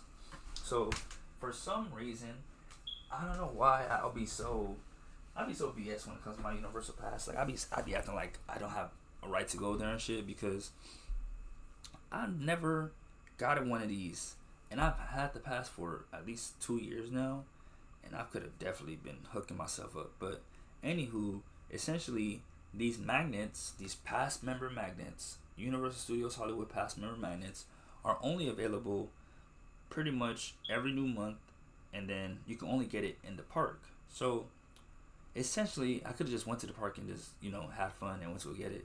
But I guess because I just know the people that I be around, they just be so, like, extra, Shout out to my nigga Honcho. I know my niggas be so extra that I'm like, if I tell these niggas I'm just going to this park for this pass, they're going to look at me crazy. So I just be like, I don't be trying to tell nobody anything. But I know what I be doing, So I basically go there for it, but I didn't want it to be a big thing. But that's later in the day, because it's, Hold This Fit Saturday. So I wake up, and after waking up, I made my day very easy, do my routine, got dressed up for the run club, made it to the run club early, you feel me? Made my TikTok. After making my TikTok, my nigga Timmy shows up and the rest of the people show up. We run. I run 4 miles, and then I get some Bluestone, get the BL burrito, substitute the bacon, add the chicken, and then I get the peanut butter and jelly. I realize now it's a smoothie, so it's a protein smoothie. Got that, and then landscaped, and then after I finished landscaping, I went to the shop to get me some more chocolate because I ran out of chocolate. After I got the chocolate, I made it home. I ate, and then I took a nap, woke up, and like I said, because I'm like, okay, I could go to Universal Studios, but I don't need to go right now because, like I said, I'd rather go. Like, when I go to music parks, I like to just go just to the music park. I don't like to work out and go to music parks anymore because I feel like it takes a big toll on my body. So that's how I was like, I could go now, but I should go when I really plan to. But now I'm telling myself, I'm like, if I go later, there's a chance that this past member magnet might not be around. So I'm like, fuck it, let's go. And like I said, I got a pass, so I could go any day. So I'm like, okay, that was a real driving force. I really wanted to go later so I could really go to all the rides, go to everything, because one thing about Universal Studios, I love the studio tour. So I feel like if I can't give myself enough time to do that 45-minute ride, I don't like going. But I'm like, you know what? There's bigger things than that. This pass is more important. this freaking magnet is more important. So essentially, I pull up over there, went to Universal Studios, got the magnet, and then I wrote a couple rides, I ended up doing The Mummy, ended up doing Transformers. I didn't go to Mario. I didn't go to Mario. I didn't go to Jurassic. Essentially after that I just left. And I'm not gonna make it seem like it was people that messed up my vibe, but it was just little petty things that I was noticing. I was like, you know what? I got the magnet. I went on a couple rides. Okay, I did what I needed to do. So at first I was gonna go see Hokum again, but then I was like, you know what? These chocolates are kind of hidden right now, and that movie was kind of scary. So I'm like, I don't need another nope fiasco where I see something at the corner of my eye and then it fucked me up for the next 2 months. So I was like, you know what, I'm okay. So I just ended up getting. I wanted to get some canes at first, but the canes lines was too long, and I should have anticipated that. Like, knowing how simple canes is but effective, I was so happy when I seen they were making one at Universal Studios because I love getting canes before Universal Studios. I don't know why. That's usually like my staple meal to get. Just easy to eat. But pause. What you call it? I literally was like, oh, I can't wait to get some canes at Universal Studios. Nigga, I'm literally walking up and I'm seeing the line is already out the door. Dead homies. I said, oh yeah, I'm cool on that. I'm lit as I am. I'm like I said, I kind of only came here for this. I'm not really trying to do all that because that's what it is too. It's a lot of traffic between me and Universal Studios. So if I, and that's what like I said, I just gotta get over it. That's why I like to plan my Universal days like very out because I'm like, if I go there, I want to be there all day. I do not like to leave early because traffic in Hollywood is just so ass. Shit make it so annoying, bro. So essentially, it's just so that's I'm like what is all the I'm like what is I'm like there's a lot more to why I don't like just going to Universal. I love Universal, but if I could just get there and then get back home, I'd probably go every day. It's the drive, it's the process that makes it hard for me to go, and why I don't go as much as I used to. Because I used to just go from Casa del Rey straight to Universal because the freeways are kind of connected, so that used to always just be right up the street. But coming from home to there is like annoying. And I'm not gonna dox myself, so I'm not gonna say what freeways I take. But if you know, you know. But essentially, yeah. After realizing that Canes was going to be a line, and I was like, you know what? I don't really even feel like seeing Holcomb that bad because, like I said, I already seen it, and I was like, I was only going to rewatch it to one, see if I didn't really enjoy it like I didn't enjoy it the first time, and to see the part that I missed going to the restroom. And I was like, you know what? It's all good. It's not that deep. So I just got some Panda Express. They still got the spicy chicken, so I'm been fucking with it. The bulldog chicken, so I got me some Panda Express, and then my bulldog's freaking hot sauce is expired, so I gotta throw it away. I normally would keep stuff, but it literally says May 7th, so I'm not gonna even risk that because it's bulldog hot sauce. Or I guess I could finish it using it today. But yeah, you know what I mean. But essentially, yeah, I got some Panda Express. Ate the Panda Express at my car. I was gonna eat it at the park in the dining area, but it's just being solo in a place. Being black and being by yourself. It's just like it's just asking to be stared at, and I'm fly. It's just like I'm just begging for attention at that point. So I'm like, let me just go to the car. So I had to go to the parking lot. It was funny because on the way to the car, there was a little kid that was kind of scared or needed help on the escalator. Helped him out a little bit, and I was just like, reference that to my, maybe my future profession. I was like, what, maybe I might be working with kids, so I might as well practice this right here.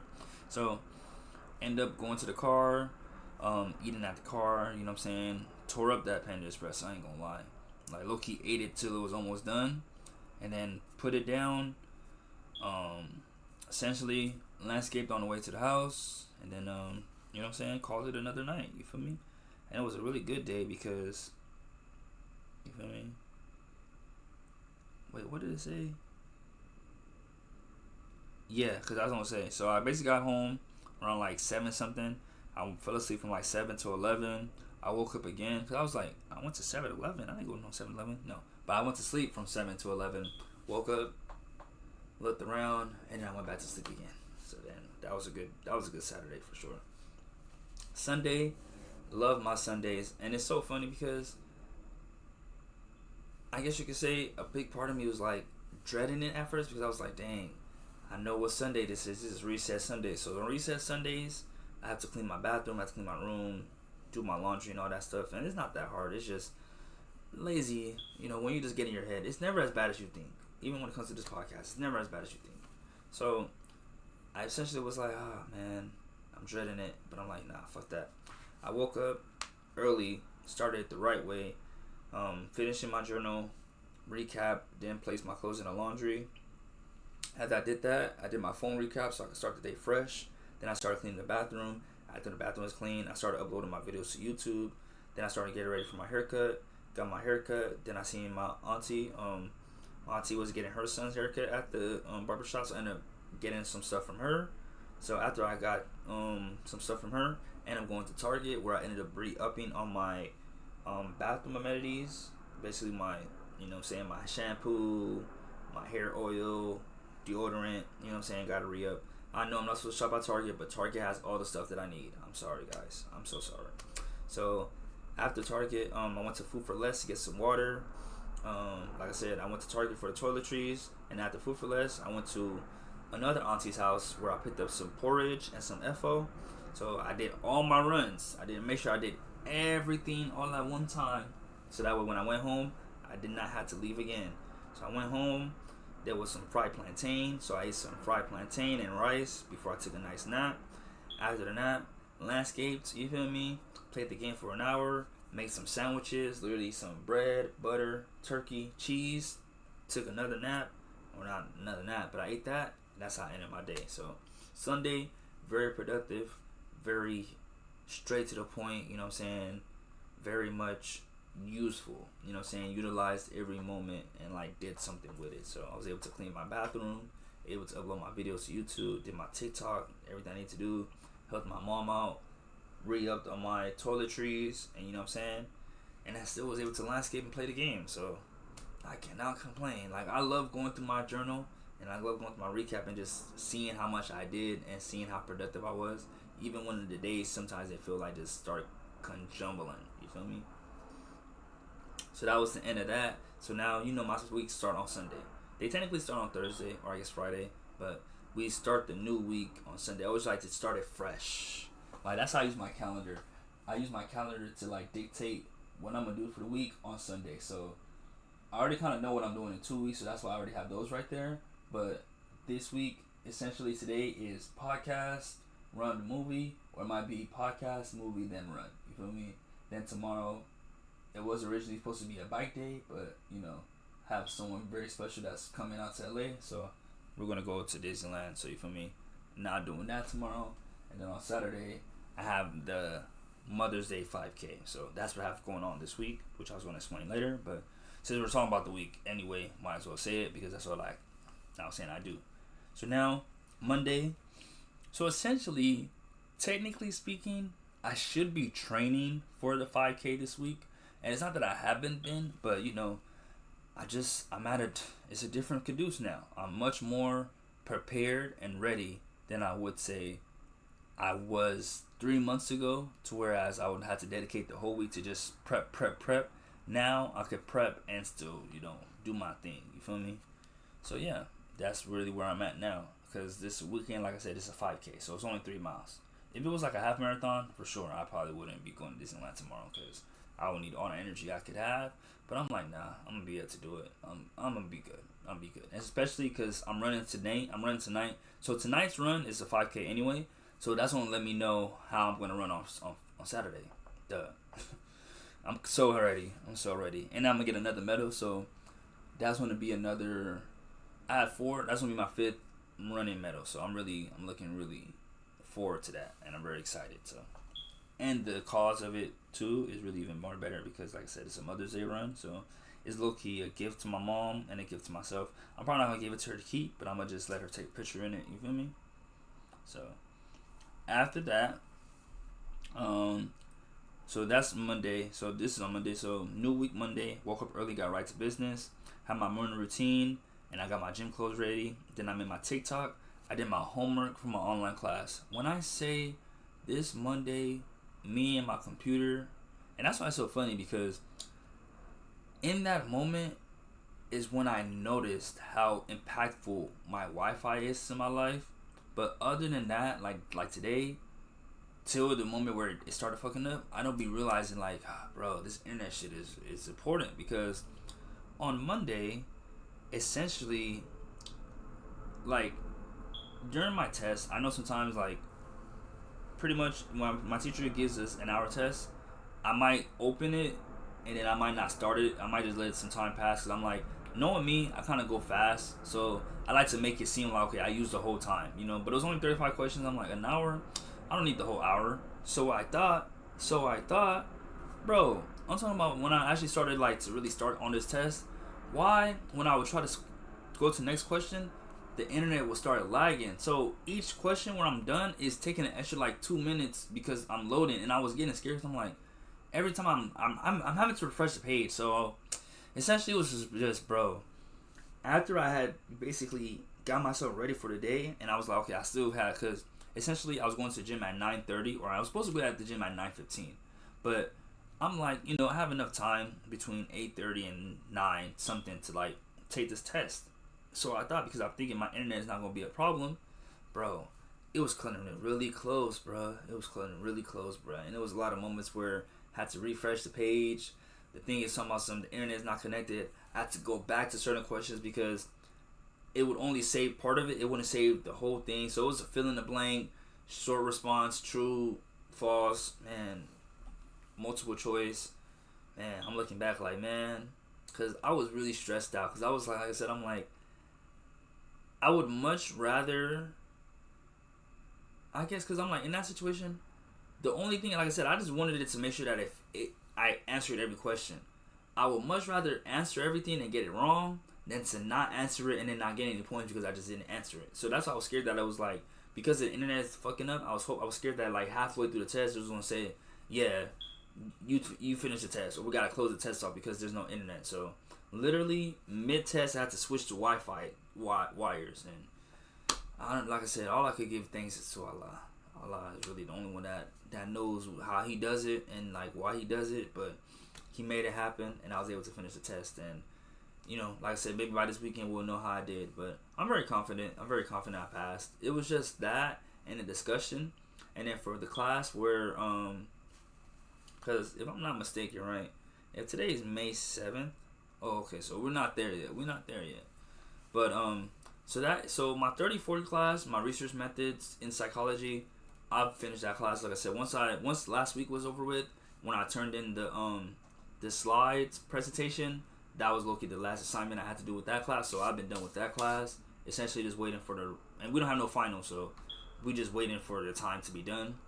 For my multicultural 34 whatever it is, multicultural psych, that's when I was having an issue where she was accusing me of using AI. And then the other class now that I'm talking about right now is my 40-30, which is child maltreatment. No issues there. This is like looking the only time I actually had a problem with it, and that was on me. It was my internet and me underestimating the possible issues that I could come up with and not giving myself enough time to take it.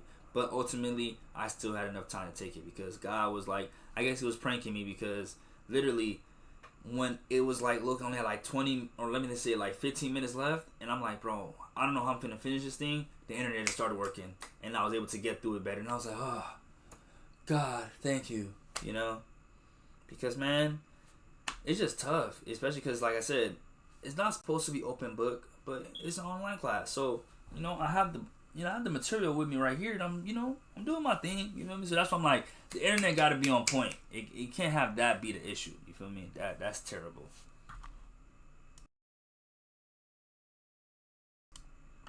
Sorry, got a little nervous there. So after I finished that, I put up on my nigga Drew, put up on nigga. I mean, I ain't gonna lie, we was low-key deep this Monday. So it was me, Honcho, Drew, Bix, K5, and Holiday. We all at the park. We all working out. You know what I'm saying? And getting our workouts in. You feel me? It was chest day. I honestly don't know what these niggas dictate the days as, because we just really be just in there working out for real. But essentially, like I said, all the homies is there. We doing our thing. And then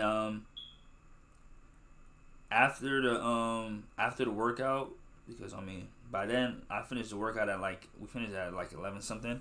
I come home and I make some hot dogs, you feel me, and I eat those. So I want to make sure I didn't miss anything. Of course, landscape, you feel me. Exactly, literally worked out with the homies, landscaped, headed home to make 2 glizzies, you feel me. And then after said glizzies, I played on my phone. I guess I must have played Kingdom Crush. I think there was a new game that on my phone. But I played on my phone a little bit, played the game before taking a nap. After the nap, I landscaped some more. Then I played some GTA with Rashid, ate some plantain, rice, and beans, and bread, and then I called it a night. So my Monday, perfect. Started the week. Sunday already was starting at a high point, so this week is already starting really good. Tuesday, same thing, same routine. I pretty much already finished all the hard work on Monday because I made sure to finish my final and the discussion post. So Tuesday, I'm just waiting for the multicultural class. This class I told you guys where she was giving me a hard time. I'm just waiting to see if there's anything to come up, because essentially we have a final for her class, but her final is next week. So whereas the 30-40 or the 40-30 did her final this week, she wanted to do her final on the actual final week. Whatever, I guess she just want to be extra. But she was saying that the study guide was. She said, I posted a study guide. I posted a study guide. I posted a study guide. I kept checking on Canvas, no study guide. Kept checking on Canvas, no study guide. And mind you, me and this professor, we don't have no issue. But it's like, for me, it's like I feel like there's an underlying beef there. She don't want to admit it, but it's funny because I'm like, me saying she don't admit it, it kind of gets negated by her next action. Because at first I'm thinking, okay, because the update on the class was, I guess she just decided to take grading, which I told you guys when this thing was going on. I said, what was going to happen? She's just going to have to take control. The only way we're going to have a resolution to this issue is if you, as a professor, you take responsibility and you start grading the assignments yourself. You won't have to go in there and just handle it, because your TA keeps false flagging, and you're not doing the due diligence of doing like a secondary check. You're asking for proof. What proof? It's discussion post. If I'm typing in the discussion post, how would I have proof? I literally said it when this whole thing started. I said, I'm gonna make you some proof, because now that I know that you think this shit is AI, I'm gonna show you it's not. So I'm gonna purposely type it into a separate doc, screenshot the doc showing it's not AI, screenshot showing that it's all my work, and I will attach it from henceforth. But from the start, we didn't know that that would even be a thing. I didn't know that I'll fucking be an issue. So I wake up on Tuesday, not even thinking about this class, only thinking about the fact that I need the fucking study guide so I can study for the guide, so I can study for the fucking final. Sorry, I'm getting a little passionate, but it's because now that I'm on somewhere where I can kind of express myself the way I want to, I'm going to express myself how I want to. I'm keeping it very respectful. I'm keeping it very P, because at the end of the day, one thing about K-Sax, I always get the last laugh. I've been telling niggas this from the get-go, and that's why, like I said, I don't have to have beef with nobody. I don't gotta be a hater. I don't gotta have no hate in my heart. I don't gotta be mad at nobody, because I get the last laugh. At the end of the day, I end up with a smile. At the end of the day, niggas always end up, it may not be, or they may not want to say it, niggas end up seeing it from my way. Niggas end up seeing it from my point of view. So because of that, I'm wiping my hands with this shit. I'm keeping myself clean. That's why, and I know the 48 laws of power. Once you win and you've achieved victory, you don't need to, sometimes you don't overdo it. Don't, you know what I'm saying? Because whereas you might have been able to get a valiant victory, a proud win, you might turn it to an issue to where now these niggas want retaliation. Now these niggas now it's personal. Where it could have just been just business, now you made it personal. So I know the clear line when it comes to school and professors and shit, to make it be where it become personal, to where we can just keep it to where it could be about business and about school. With this professor, I knew early on, I said, this professor could make it to where it could sound personal, but the whole time it's just, I just want fairness. I just want some reasonable assessment of my work. That's all I wanted. That's all I wanted from this whole thing. You think my shit is AI? Really check it out. Does this seem like something that AI could just come up with? The fucking shit was way back. I can't even, like I said, that shit was about me describing a video. But the freaking thing that really blew me was when she said, I think your shit is AI, for when I said something about gender. All I said was that gender is something that is a concept made by society, but maybe gender is deeper than that. And I'm like, is it maybe that this was too introspective and that's what flagged it? Because honestly speaking, I don't think anything I said here was like something that was too computerized. Anything that was too like, oh, I just took a quote from something else. This is something I think myself. That's why I was like, okay, nah. And then like I said, every assignment is due on Sunday. You're grading assignments from 2 weeks ago. Let's put it like this. Every assignment is due on Sunday. I'm turning my assignments by Wednesday. But by the time you grade it, by the time I find out my issue, I've already turned in some more work. So I can't even go back and change it. You know what I'm saying? I can't go back and edit it. So now I'm like, you putting me in a predicament where it's like I'm so productive, I'm so freaking forward thinking that by the time I realize this issue, I already done turned in 3 more like the same way. I already did 10 more the same exact way I did the other one. So now before you fly, that's what I'm like. That's what I was trying to get her to understand. Before you falsely accuse me of using AI with everything else, let's get it clear that like what is the AI use that's acceptable and not, because I've been doing it the same way this whole time. Some of them you've been saying is not, some of them you saying is are, and the freaking TI wasn't giving me no clear way of like her process of how she finds out it's AI. So that's why I was like, okay, since the TA don't want to give me a clear answer, let me just do let me go talk to the professor. The professor wasn't responding to me. The professor would not reply to none of my emails, none of my Canvas messages. So I said, okay, whatever.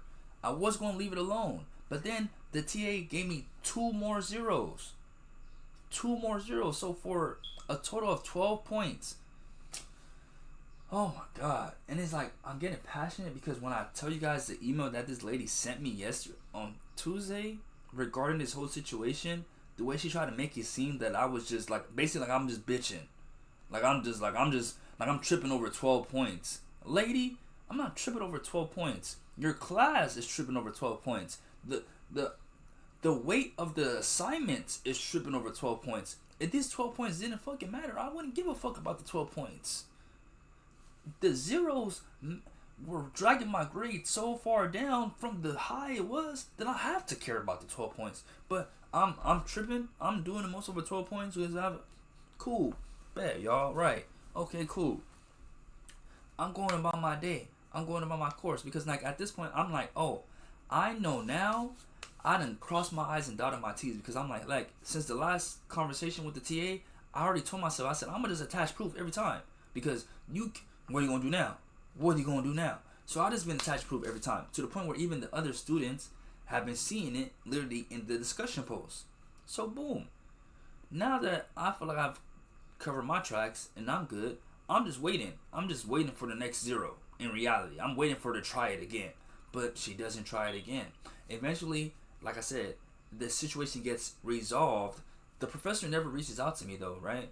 But because I'm in such limbo and I didn't know what was going on, I did the follow-up thing. I did the right thing because I'm like, you know what? As a responsible student and as someone that, like I said, I really care about my grade, and like I said, I was genuinely scared. I was genuinely scared that my A was going to go to a B. I said, I'm not going for that. I reached out to the department chair. I CC'd her and I CC'd the TA, and I said, hey, this is what I've been dealing with this whole class. Here's proof. Here's this and here's that. Please do something about it, right? I didn't hear nothing for a couple days, so I didn't think anything was going to happen. But then, I don't know if the guy reached out to me first, the department chair reached out to me first, or she changed my grade first. Either or, there was a solution. Like I said, the professor ended up taking over. Like I said, the whole time the issue was that the professor wasn't involved in none of these decision making. That's how it was coming off. Why, the moment that the professor decides, okay, I'm going to now put the grades in and I'm going to do this. And like I said, she does get my grade up. My grade does go up. I'm not sitting here saying this on some shit like, oh, my grade is still bad. No, I had a 90. And I had a 90 because she was giving me zeros and there was a whole bunch of assignments that weren't graded. So once the professor decided to grade the assignments that were ungraded, she didn't go back and give me the points. Hear what I'm saying. She didn't go back and give me the points from the zeros. Instead, I ended up having points, or I got extra points because I did extra credit. I did extra credit in the class already. So there was 2 times where there was extra credit. There was 1 survey, or there was 2 surveys, and there was like another assignment. I did all the extra credit. So I did an equivalent of the 12 points that she took away from me. So instead of me actually getting my 12 points back, I just basically broke even. So I broke even and my grade went back to where it would have been prior to me getting the zeros. So it never really went up. It never really went down. It just broke even again. My shit breaks even, and because like I said, I know the 48 laws of power. I know ultimately I could sit here and try to make this lady look like a fool, but I just really want my grade to be good, right? That's really what I came here for. I'm not that petty. I could be, but I'm not that petty. Once I got what I need, I said, you know what? I'm going to leave it alone. Hey, it seems like I won. I don't need to kick this lady while she's down. I'm cool. The chair reaches out to me and he replies, it's like, hey, is it possible that you would like to meet in person or on Zoom to come and talk about this shit? After I got the grade that I got, I said, you know what? She might do more shit. Let me just graduate first, and then I'll make follow up with this. But I'm like, you know, right now that I got what I want, it might look a little weird if I still try to do too much. So I'm like, you know what? I'm teeter-tottering, and then you know, that's also an issue that I also have to admit is on my fault, because at the end of the day, you gotta go all the way. If you're gonna start something, you gotta finish it. But like I said, I'm just not petty. You feel me? Like I said, I know how it's supposed to be. You know, like I said, in a perfect world, I'm supposed to go all the way through, explain, sit there, really have do the whole 9, do the Zoom and in person. But I'm like, you know what? I got what I need. I'm okay right now. She do some more shit, then we can follow up. But right now, that's cool. So I don't say anything. It's not that I said yes. I don't say no. I just don't respond. I'm just be like, you know what? Cool. So whatever. On Tuesday, she decides to respond. And let's see what the fuck this lady said, right? So on Tuesday, after, mind you, I emailed this. This situation has been since March, right? This lady decides to email me on May 5th and saying this. Pursuant to the group email sent on April 26, 2026. So the email was sent April 26th. It's May 7th. It's May 5th. Lady, let it go. She said, note the following. Pretty much, so this is her essentially saying that all the claims that this young man has made, please note all of this stuff as you take into consideration the claims that he's made. So you guys just heard everything I said. Let's hear what this lady has to say. She says, statements in a response to the GA. I guess the GA is what she means is the TA. So when I say GA, just think TA. In response to the GA, the student wrote, you just started saying this. Response, nothing about the use of AI in this class was just started. The AI policy from this class was clearly stated in the syllabus. During the first week of the semester, the students submitted an assignment verifying that they had read the syllabus entirely and agreed with/understood the parameters of this class. This means that the student was fully aware of the policy practically from the first day. Since the syllabus is a contract of sorts, this student made a conscious decision of totally disregard and violate the ethics stated within. So what she's basically saying is that when the class started, that we were required to essentially take a test on the study guide, on the syllabus, and that in the syllabus it states the parameters of the policy of AI use, which I also used and quoted to the GA. That's why it's even more ironic that she's saying this, because it's like, okay, well, if that's the case, I understood the policy as Grammarly was permitted. You, the TA, seem to be like, no, you can't use it. So who's the one that didn't understand the policy use? Who's the one that didn't understand the AI thing? Because I quoted your own syllabus. Cool. The next thing she said is, assignments were given zeros after being flagged for suspected AI use. Once the assignments were flagged, the GA extended a courtesy and notified the student, who was allowed to provide proof that the writing was original, after which the grade would be re-evaluated. This individual admitted in their email that proof was never submitted regardless of why. That's what I'm saying. Like, I'm just keep reading. Regardless of why, even after being offered the opportunity for regrading more than once, the GA never received any verification and the original grade stood. As an example, on March 23, 2026, the GA sent the following message. If you can provide proof of your work being non-AI, such as screenshots of your drafts or the document version's history, please email me and attach the screenshots and your grade will be reevaluated. As you can see, out of simple consideration, the GA even gave suggestions for successfully submitting proof. It is the responsibility of the students to save their proof, to save their work, and why one would not do so is unanswerable. So now she's trying to put it onto the student, essentially saying that it is unanswerable why we don't have proof of our work. When she's disregarding the type of assignments that she's assigning. You're assigning discussion posts. What would I save? in a discussion post? What would I say from a discussion post to prove my work if I'm just typing into the discussion post, lady? Because that's what I'm like. I could sit here and dissect everything, but it's like, come on, Kudus, for what? She clearly, and that's why I'm like, we could have saved all this if you was to be more involved early on.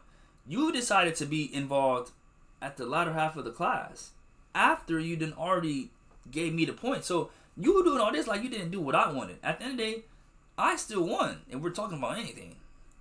So, but I know how people like this work. You know what I'm saying? Like I said, you would think being a psychology teacher, she would know how psychology works. You know what I'm saying? Psychologically, you have a guilty conscience. Like, this was bothering you so much, and you just knew you looked so fucking foul that you just had to make it to where it's like, it's the student's fault. It's the student's fault. Whatever, lady. Whatever. If that helps you sleep at night. That's why for me, I'm just so glad that I'm not gonna lie, I just have to my own horn. I'm so glad that I got to this point, because there was a version of me that wouldn't be able to be satisfied until I felt that she felt how I felt. But now that I know how people work, she would never feel how I felt.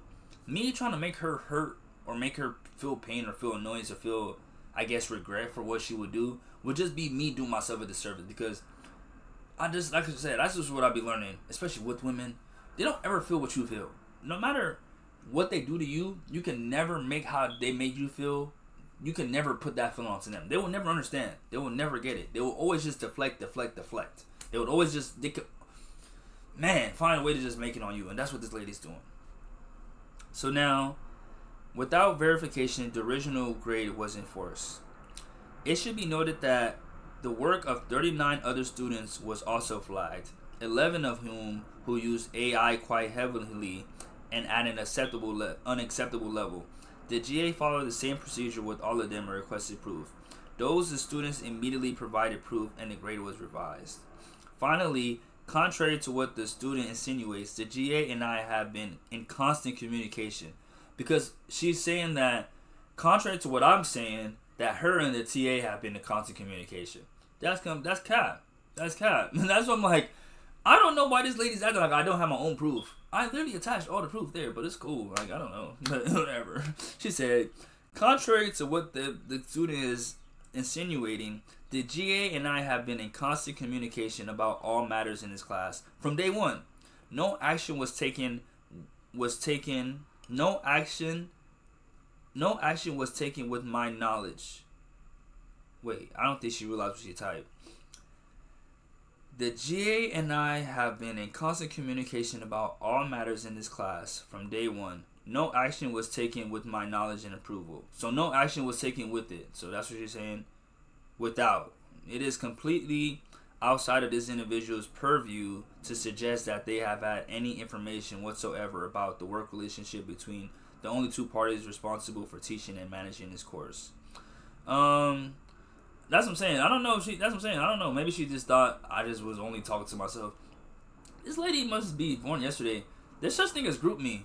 You know, usually I'm very light with my words, because I always be like, you know what? There's a chance that the people I'm talking about might see this podcast, might see this platform.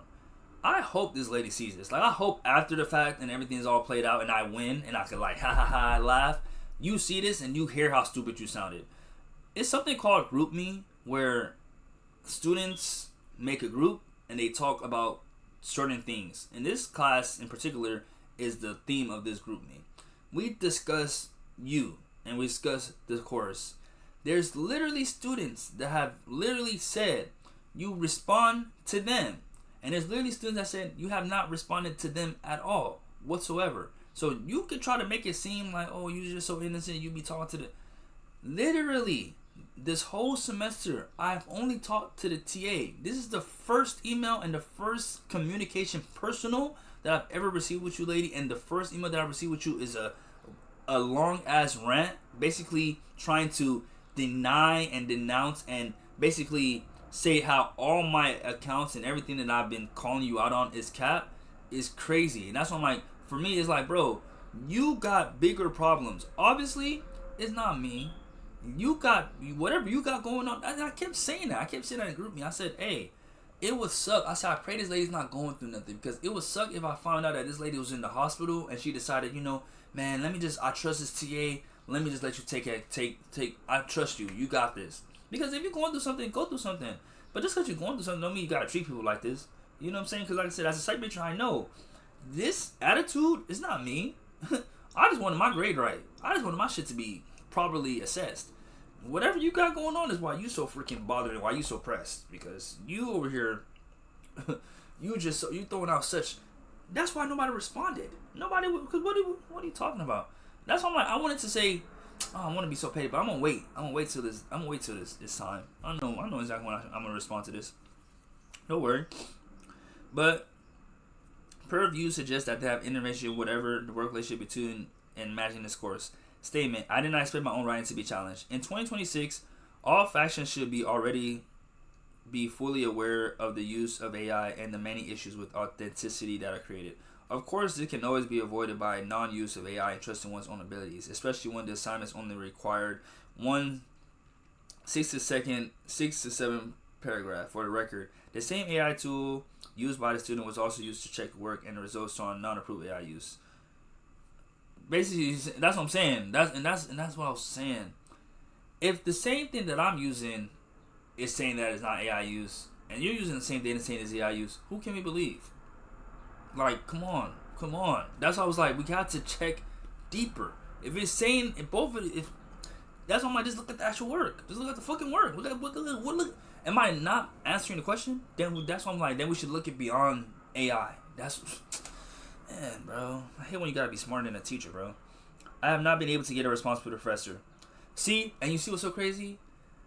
I have not been able to get a response from the professor. Now she's trying to say the reason that she has not been responding.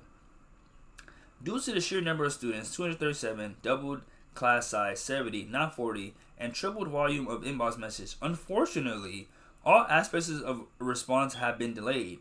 The decision to multiply course sizes was made by administration without considering the dire consequences for student and faculty alike. There is double the work, but not double the time in which to get it all done. Every student has received a response or will be receiving one, as has always been the case with everyone in the course. And that's what I'm saying. So basically, you're saying it's not my fault that they doubled and gave me all these students. So I'm gonna get to you when I get to you, basically. But with that, you do realize that time passes. Like, that's what I'm saying. I'm like, bro, I don't know. Like, I guess she really thought she ate. She really thought she ate. Okay. I have been mainly directed to communicate with the TA, but that has not been successful. This is a lie. The student was not directed to communicate with the TA. In fact, their first contact was initiated by the GA, not TA. Who was the GA? Who the fuck is the GA? Because now she's saying the TA. Who then directed the student to only communicate with the GA? I have no idea. I would request proof of this request, but the student already has a history of not providing verification. That's what I'm saying. I don't think this is now, because when I sent this to GroupMe, somebody said it was like, oh, I don't think this is just for you, and that's true. That's true, because that's cap.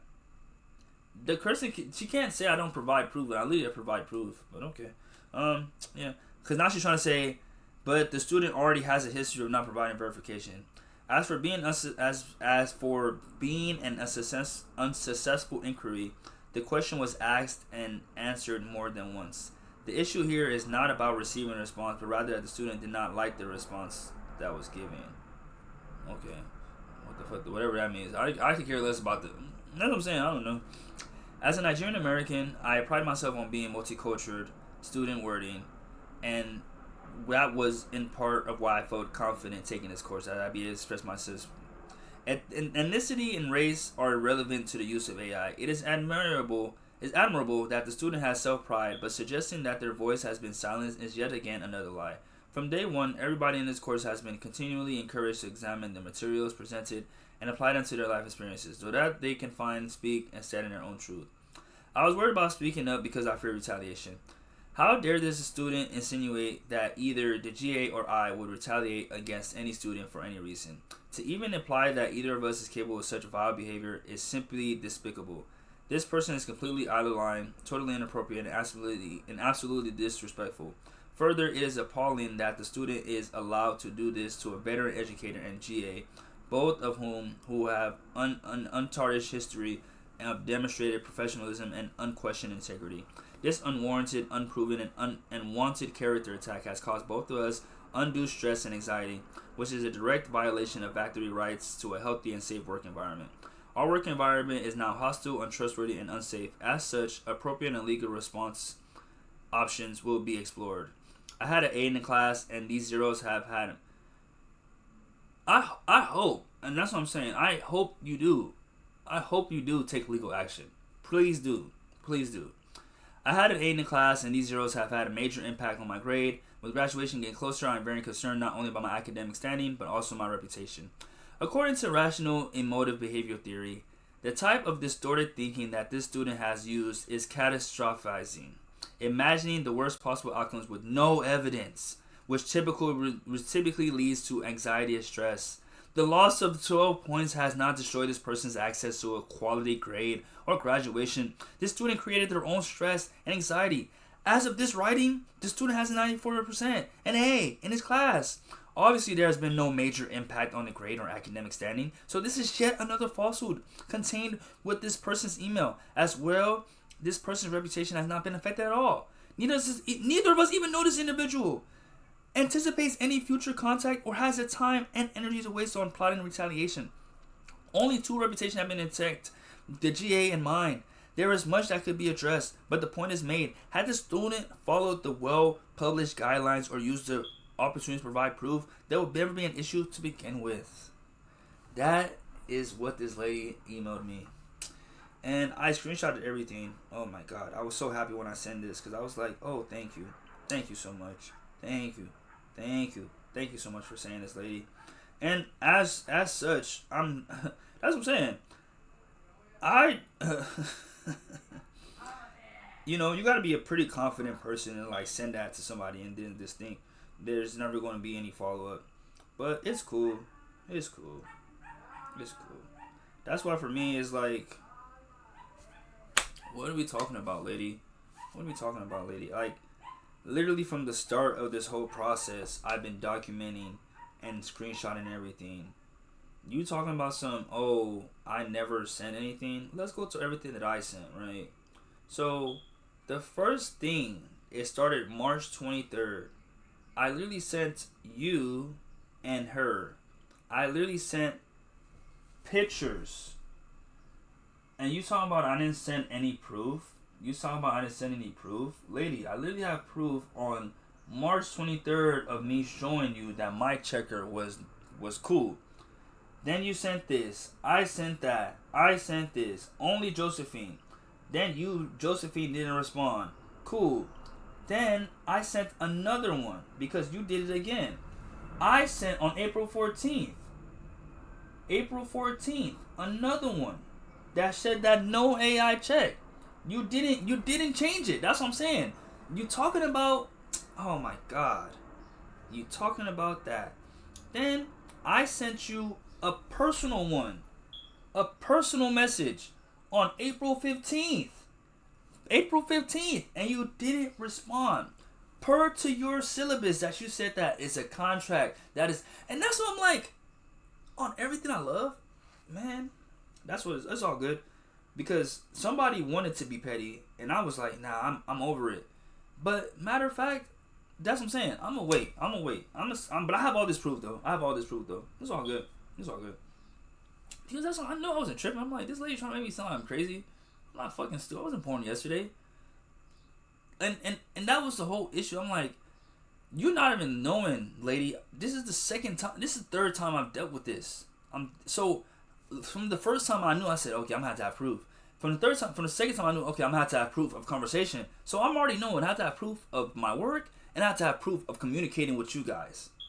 And the fact that you really try to sit here and make it seem like I was crazy, man, dead homies. So yeah, it's all good. So what we're gonna do is screenshot everything, and I'm gonna just keep talking about the situation because that's just so crazy. This is from March 23rd, because the lady tried to make it seem like, oh, and that's what I kept saying. I'm like, they don't know me. That's what's going to make this whole situation 10 times more difficult, because if you knew me, I feel like you wouldn't even need to assume. You feel me? You would have never do no shit like this. You would never assume a nigga gotta fucking use AI. A nigga gotta do some stupid shit to like do something. But because you don't know me, right? Because you never took the chance to know me, and because like you said, 237 students, you couldn't respond. Cool, bet. Every time the TA responded to, I always said thank you. I never was disrespectful. I never was rude. So that's why it's cool. It's cool. It's cool. It's cool for me, and it's cool for you, because that's what Caduce do. So that's all the messages that I have right there. Yep. And then let's go to the email that I actually sent. If I'm not even mistaken, because that's what I'm saying. I always was like, part of me was like, yeah, maybe I shouldn't tell nobody about shit. But I used to just say like, no. Matter of fact, I'm gonna literally send everything that I'm going through, so that way y'all can see this too, so I can know I'm crazy. So let's see right now. Where's all the stuff that I sent? Because this lady tried to make it seem like, oh, Caduce didn't say anything. So yeah, it's cool. Da-da-da-da. Oh yeah. Oh, we see. Oh, it literally shows at the top who sent what. Cool. That's what I need to see. I'm so sorry, guys. This whole podcast just took a left turn, but don't worry. We're literally about to get onto the Wednesday recap, and then once we get to Wednesday, then I'm pretty much going to be telling you guys about the movie Hokum. So if you guys do not want to hear any spoiler reviews, you guys are probably going to want to skip ahead, because I'm going to get into that movie. I really enjoyed it, even though part of me was a little disappointed by the execution. It kind of was, what movie can I relate to it that I was like super duper hyped up for, and then when I actually seen it, I was like, damn, like, come on now. Damn, I can't even think to myself what movie it was. But like I said, my fault, y'all. I'm just quickly looking for what you call it, this freaking proof. And it's crazy because, you know, that this whole thing, like I said, started just because this freaking lady just, oh, perfect, I'm already here. I'm already at the right time. So perfect. Because I'm like, yeah, it's all cool, girl. It's cool, girl. It's cool, girl, man. I was like, what the heck? I was so confused. Because I already have all these screenshots. I already have all these. Sorry, guys, looking for my... So, look. April 28th, I did not have, because she wanted to make it seem like, oh, Caduce had a good grade, and that's why he's tripping. But no, that's not, I never would have did that. If everything was in this class was going good. So yeah, I sent the email on April 26th. So April 26th, yeah, I was like, nah, everything was not cool. So that's what I'm saying. Oh my God, I got so much proof. This lady is gonna look so stupid. This lady's gonna look so dumb. Because you really thought that you ate. You thought when you was talking to me. That's what I'm saying.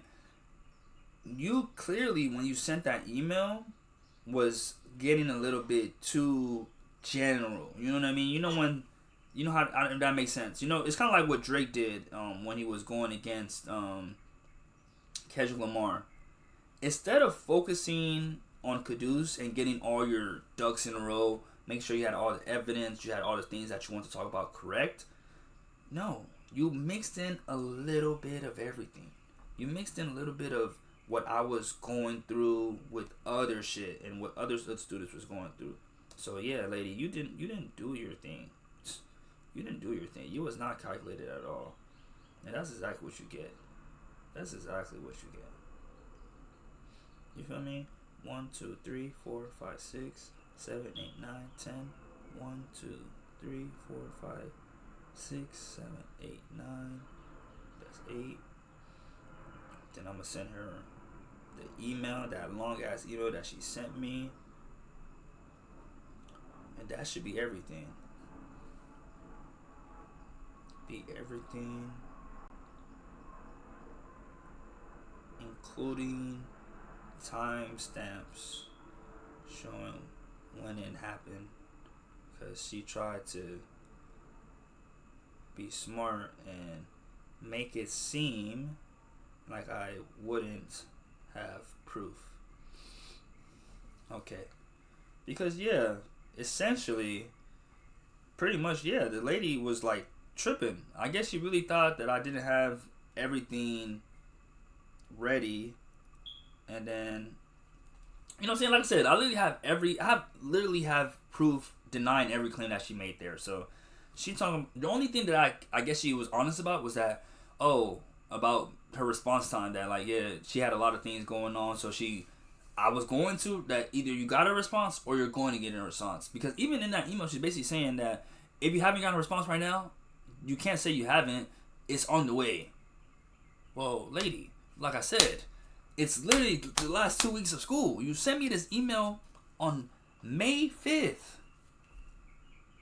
You talking about you couldn't get to my message all semester? My message that I sent you April 15th, March 23rd, you couldn't get to that till just now, till May? Sheesh, I ain't gonna lie. And I'm not gonna lie, like I said, I hate how she tried to make it seem like me bringing up being Nigerian American and my pride doesn't matter, but then she turns around and then tries to say, I'm a veteran professor, and my pride. So if my pride don't matter, what does your pride matter? If your background don't matter, what does my background matter then? If my background don't matter, like, what we talking about? Why you want to talk about some? You want to take some legal stuff? Let's take it there. Let's take it there, lady. Cause on me. That's why I'm so. Oh yeah, man. You could have left it alone. It could have not been like this. It could have been way simpler. But your ass just wanted to be extra. You just thought you knew it all. And I'm not gonna call her out her name because I'm never gonna be disrespectful to a freaking woman like that. But after all that happened, right? Because that happened kind of in the daytime. I went to the gym, or I guess you could say, I did my journal, and then I handled. I told you, E-Man put me onto an opportunity. So I handled whatever I need to handle when it came to that opportunity. So then I went to the gym with Honcho, Drew, and A3 for a good core and leg day. After gym, I headed home. I made 2 sandwiches. I took a nap. And then I ended up, it was Cinco de Mayo, so Cinco de Drinko. Ended up going to King of Wings with my nigga Honcho. Ended up being there around like 3 something. I was there from like 3 to 6. Had 4 tacos, 4 shots, 1 margarita. Done for.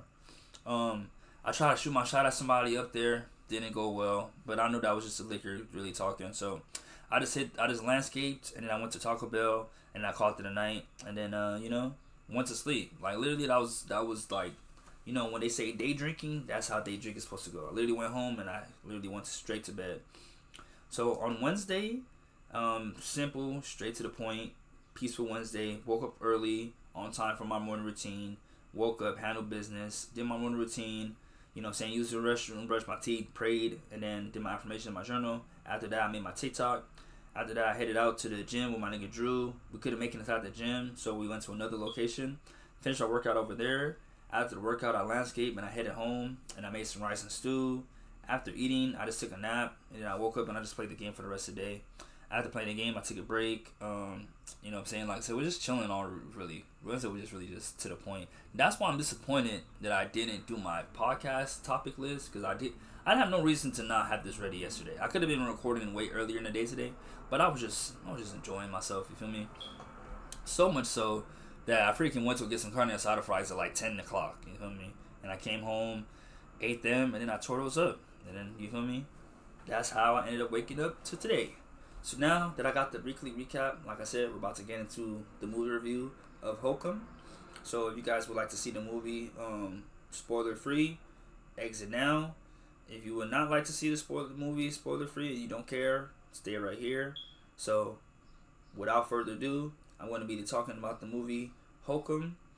So Hokum is a horror movie about a horror writer that visits an Irish and to scatter his parents' ashes, unaware the property is said to be haunted by a witch. So, what is Hokum? Essentially, like I said, he pretty much goes there, because from when I got there kind of late, like I said, didn't make there on time. And when I get there, he's essentially trying to look for his hotel room. But he's being an asshole. And who's the person being an asshole? Adam Scott, he is the main character. Bowman. Peter Coonan is Mal. David Wilmot is Jerry. Austin Amilo is the Conquistador. Urza Carson is a boy. Mallory Adams is Ohm's mom. Michael Patrick is Fergal. Will O'Connell is Albie. Brendan Conroy is Cobb. Florence Ordesh is Fiona. Beautiful. And then Sils Carroll is the witch. Why should I have a picture? Whoa, that's creepy. That's creepy as hell. Why should it have any picture on her page? Ooh, that's creepy. I like that.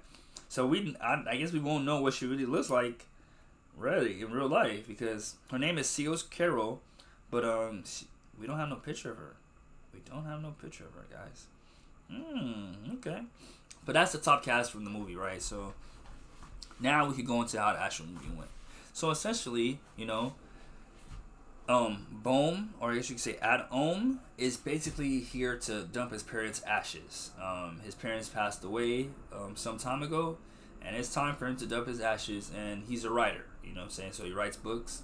And essentially the part that I didn't see that happened before I got there was we were visually seeing the scene he was writing, and it's a conquistador, and the conquistador is in a desert sand.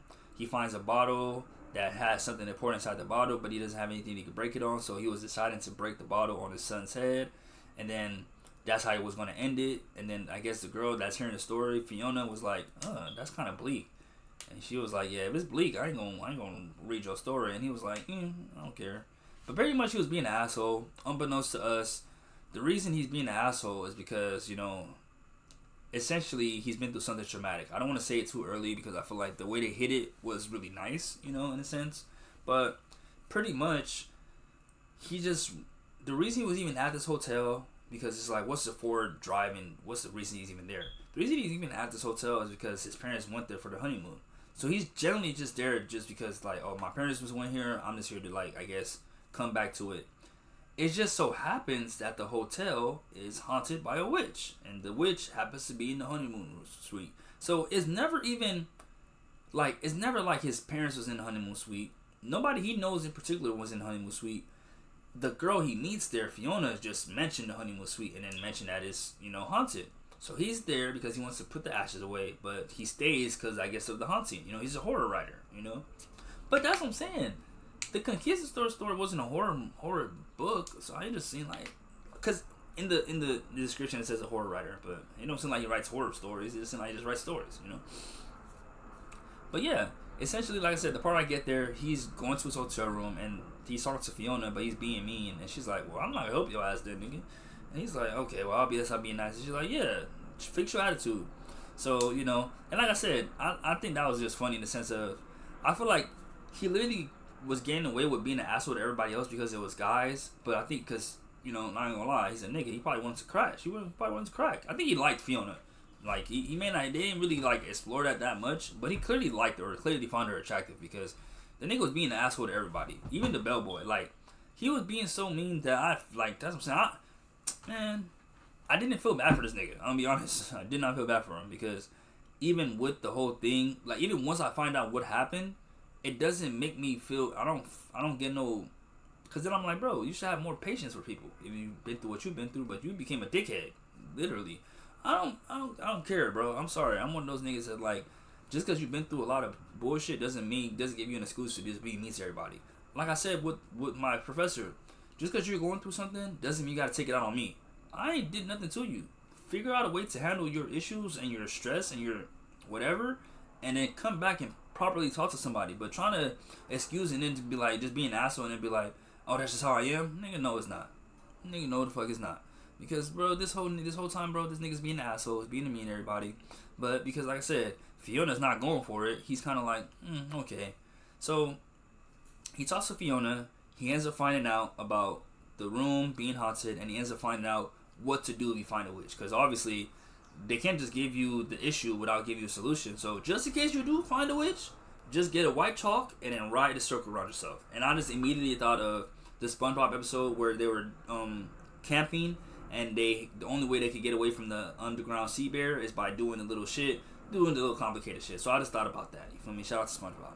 So that's them entering the antagonist and then entering the solution to that antagonist. But that's not the only antagonist going on. And I guess that's where the movie threw me for a loop, because that's, I guess, the overlying issue, but the real base issue that we're not really, I guess, dealing with is Ohm's trauma.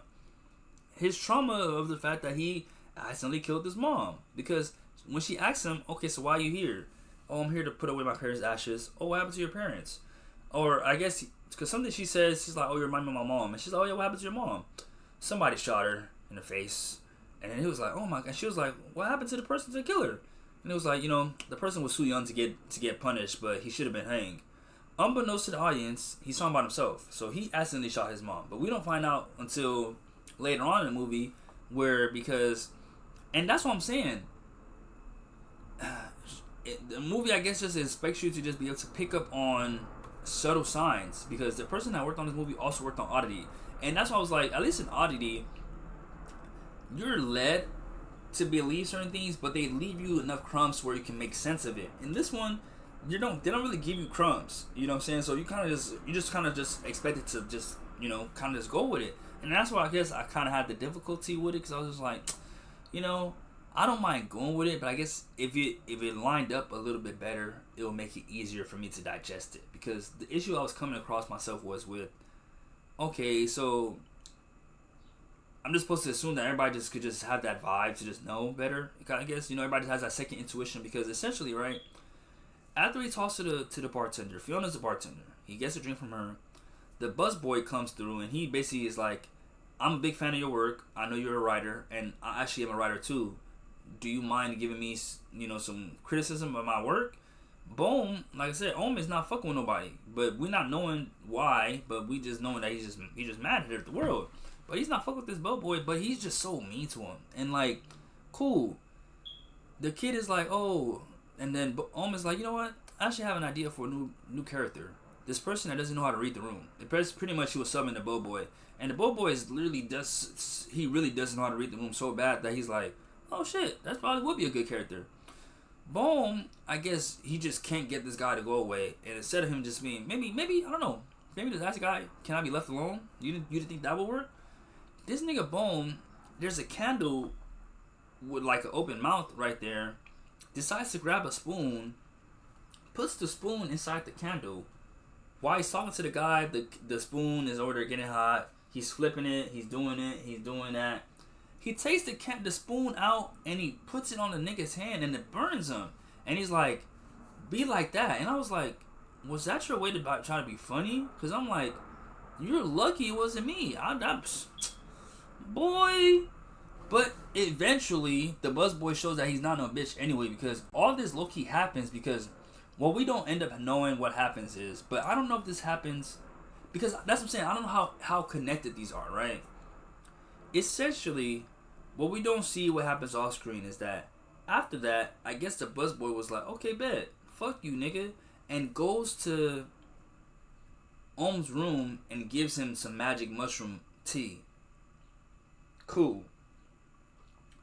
We don't see that, and that's not even explained until later on, because what ends up happening after is that I guess Ohm goes to his room, but he leaves his recording device, because when he writes movies or writes books, he has a tape recorder. He leaves the tape recorder on the table, goes to his room for the night, quote unquote. Fiona comes across it and is like, she just has a bad feeling, like, you know what, this just don't seem right, like, why would this nigga leave this shit right here? Decides to go to his room, knocks the door, doesn't get any response. The busboy is like, she calls the busboy, is like, I have a bad feeling, like, let's go in this nigga's room. The busboy's like, nah, let's not go in there. Can you see that shit says do not disturb? And she's like, I know, but like, I have a bad feeling. So he's like, fuck it. They open the door, and is hanging. He basically tried to take his own life.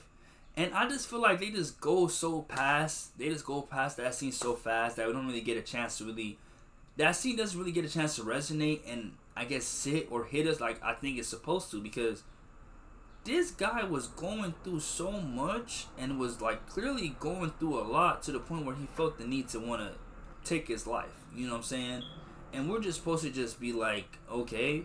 And if I'm not mistaken, maybe I might have misdid the order of the scene.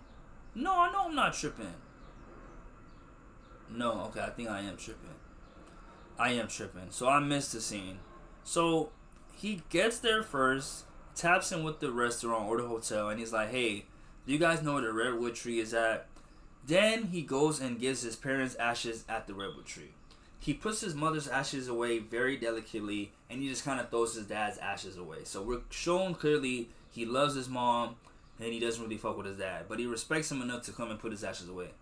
Immediately after leaving to do the ashes thing, and mind you, at the beginning of the movie, there was also a scene where the owner of the hotel kills a goat, so that matters too. Essentially, because like I said, I didn't see the beginning, so I'm telling you guys from the part where I seen it. He's walking out of the woods, and he sees I guess you could say the Mushroom Man. Let's just call him that. But it's a real person. The Mushroom Man that ends up being another character in the movie. And he sees another dead goat, and the guy's like, don't worry, I'm gonna do something with him. And he's like, dang, bro, like, there's no better way to kill him? And he's like, I don't know, like, what do you want me to do, you know? And then the guy, he's like, dang, like, you want a drink? Want some? And the nigga's like, what is that? He's like, some magic mushrooms, you know what I'm saying? And he's like, you got anything better? And he's like, well, I got some moonshine. So he gives him moonshine, and basically he lets him know, like, you know, I fuck with this mushroom shit because it allows me to see things that most people can't see. You know what I'm saying? So that's why I like it. And if you ever want to tap in with it, just let me know.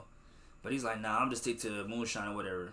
And then he was like, well, just so you know too, a fun fact, if you ever see a goat looking at a mirror or looking at themselves in the reflection of a car, it's because they eat some mushrooms. And when they eat the mushrooms and they look at themselves in the window or they see the reflection, it makes it hit harder, so it stimulates it more for them, I guess, you know, in that regard. So he was like, okay, cool, good to know. I guess we're just supposed to remember that every time we see now goats stand on cars that they're fucking faded. So essentially, goes back to the hotel, and that's when, like I said, he follows up and he talks to the lady, and that's when he says, I'm the writer, this is the ending I got. She's like, I don't like that ending. And then she's like, yeah, the witch is upstairs, this is what you do if you come across a witch. Then the busboy comes, I'm a writer, da-da-da. So, yeah, like I said, even now, after just going all that, it still takes me from another scene. It still kind of takes, you know, in my opinion, like I feel like we don't really resonate with it enough, because essentially, he tries to kill himself, they save him, and then he's at the hospital. They don't give us a timeline. They don't tell us how long this nigga's been in the hospital. They don't tell us how long it's been, but it's clearly been a couple weeks, because by the time he comes back to the hotel is closing for the season. They're closing for the season, but the girl he was talking to and the girl that happened to have found him is missing. So now we have a overarching witch that's in the honeymoon suite, and now the girl that found him that killed himself is missing. So now it's like, I'm like, oh, it's just, I guess it's just coincidence and everything just happened to. It's kind of like, what's that one movie where, Barbarian, where it's like, you think you know what's going on, and it just gets deeper, and weirder, and it's like, oh, okay, it's one of those. So I don't have no issue with it, but it was just like, you know, you guys kind of did drag me on thinking it was going to be some simple ghost in a room type shit. Bro. Because I was beating myself because, you know, like I told you guys, I have a favorite YouTube channel that I watch that does movie reviews. They liked it. And I felt so bad. I was looking trying to make myself like the movie. But I was like, nah, I can't. If I didn't like it, I didn't like it, you know? Because I'm still trying to really, like, I don't know. I wasn't fucking with this. This shit wasn't, it wasn't making me enjoy it. It was making me more questions than answers, you know? Because now I'm like, what if he didn't come back? What if he was just like, you know what, okay, this girl found me when I killed myself and she's not here? Alright, I'm out of here. Because it all kind of was even a thing, because he was like, oh, I want to apologize to her. But in my head, I'm like, bro, if I was hanging myself and someone found me the last thing, I mean, maybe I would want them to know I'm okay, but the last thing I want to do is like try to see. I need to see them. I need to apologize because it's like they're probably traumatized. You know what I'm saying? And seeing you might probably fuck them up a little more. It might fuck their head. Like, bro, I just seen you. Your lifeless body, bro. You was dead. And now you're just alive. Like everything's cool. Because like I said, it didn't seem like he took it as serious as he should took it. Like, bro, you almost killed yourself. No, technically speaking, you did. And that's when I'm like, was it the magic mushrooms that made him do it? Because at the end of the day, the boss boy basically was like, yeah, I ain't gonna lie. After you burned my hand, I snuck in your room and I gave you some magic mushrooms. But it's like, wait, so you gave me some magic mushrooms the same day I killed myself? Or did he give you some magic mushrooms another day and you still decided to kill yourself? Whatever it was. I don't know. And I hope none of these words get flagged on YouTube or Twitch. Because I'm talking about a movie, guys. I'm not talking about real life. But essentially, he was trying to find her. And like I said, him trying to find her, he's like, man, nah, fuck her, yes. But the person that told her that she couldn't find her pretty much instills or insinuates that like something might have happened to her because it's not like her, you know. And it's been a couple days and shit, and that they suspect that it's the mushroom guy. So he's like, but he doesn't really suspect the mushroom guy, and I think he does suspect him because he's like, when I was fucking with that nigga, he doesn't give that he would kill somebody. You feel me? But when he goes to see the mushroom guy and he goes to the guy's van, Fiona's book is there. So now he's like, wait, if you didn't do anything to her, why do you have her book? And the guy is like, nigga, I have her book because I was her home. She was my homegirl. We cool. What are you talking about? But he's like, nigga, I ain't gonna lie to you. I think something happened to her because I had a dream where, or I was there and like she was there and she was doing like something, pointing at the honeymoon suite bell, and she was pointing at it and stuff.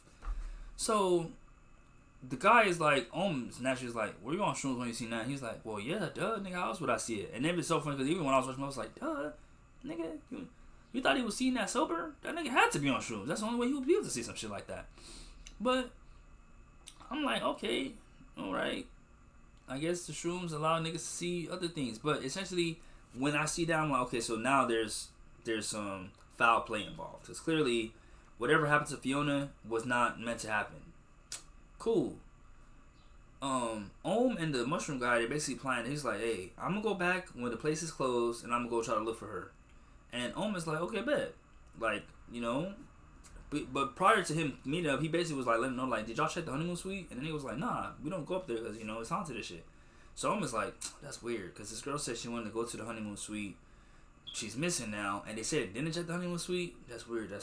So when he goes to talk to the mushroom guy, he's letting him know that, and he's like, yeah, bro, like, I feel you. Like, I'm going to go check it myself. So Ohm decides to stay, and he's like, okay, cool, we could go both check. So after the last few cars leave, or so they think, Ohm and the mushroom guy sneak into the hotel. When they sneak into the hotel, the mushroom guy had already took the key to the honeymoon suite. The honeymoon suite key was not in the hotel. It happened to be at the owner of the hotel's actual house. So off screen, the mushroom guy had already broken in and stole the key and kept it on his person.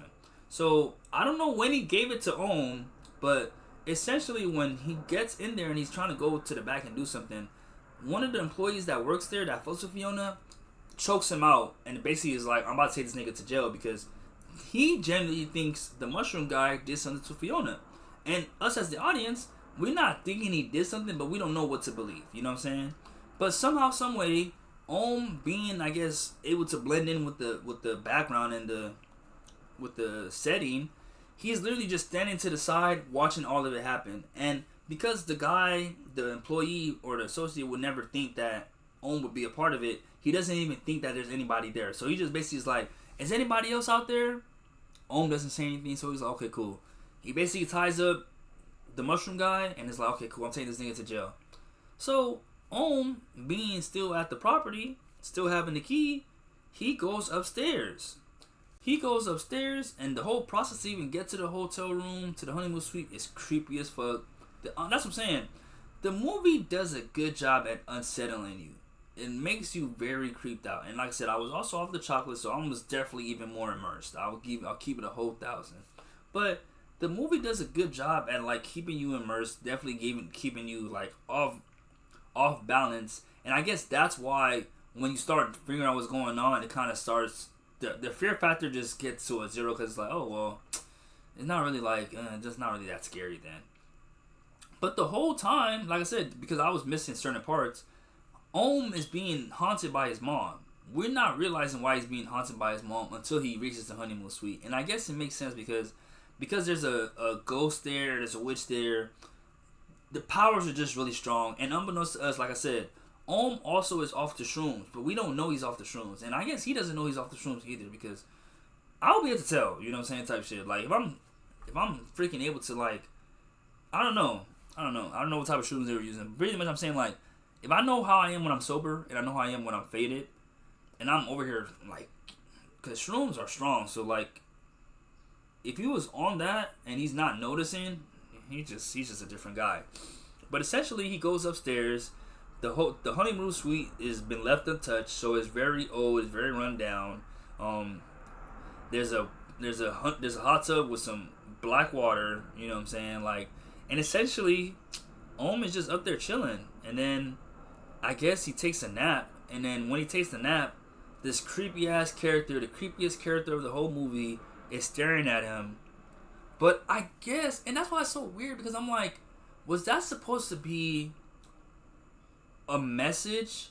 Because the person that was actually there was the person that's actually the real villain of the movie. And I'm like, was him having that face supposed to represent, like, he's like, I don't know, man, I'm just making connections. But essentially we see the antagonist, the real antagonist, right? And it's this other guy. Let me show you, because I'm like, I have to say his name. Mao. So Mao is the actual, I guess you could say, the actual, you feel me, issue of the movie, because he's now upstairs and he sees and he's like, bro. He's like, hey, yo, we gotta get you out of here. And is like, what are you doing here? And he's like, I just came to get something real quick. And then is like, yeah, I know, my fault. Like, I just have to come and check because, you know, Fiona said she wants to come to the honeymoon suite, so I just come and check the honeymoon suite. But essentially, when they're leaving, and the guy, like I said, Mao is like really trying to get up out of there. We're not knowing. I'm thinking Mao's trying to get, and that's how freaking, you know what I'm saying.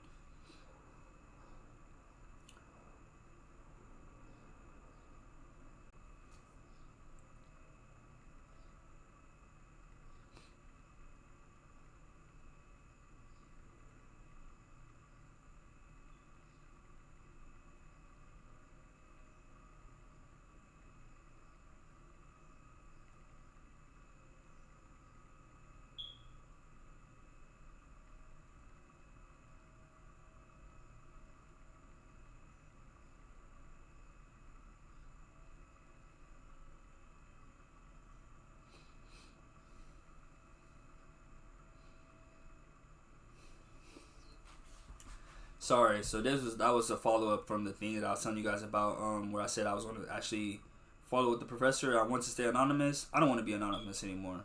I need her to know that I said something, and that the way that you were trying to play me and treat me is not. I'm not going for that. Fuck no. But essentially, I'm thinking I'm so freaking green. I'm thinking Mao is trying to get out of there because he's like, oh yeah, bro, there's a freaking witch in this room. I don't want you to get killed by the witch. Whole time Mao is trying to hide or trying to get out of there because he hid Fiona's dead body in that room, bro. And it's so creepy to me because I'm like, did Mao think or know that the witch was going to get her, or he was just hoping that she would just die there? Like, that's what I'm confused about, because essentially, right, we then cut to what actually happens to Fiona.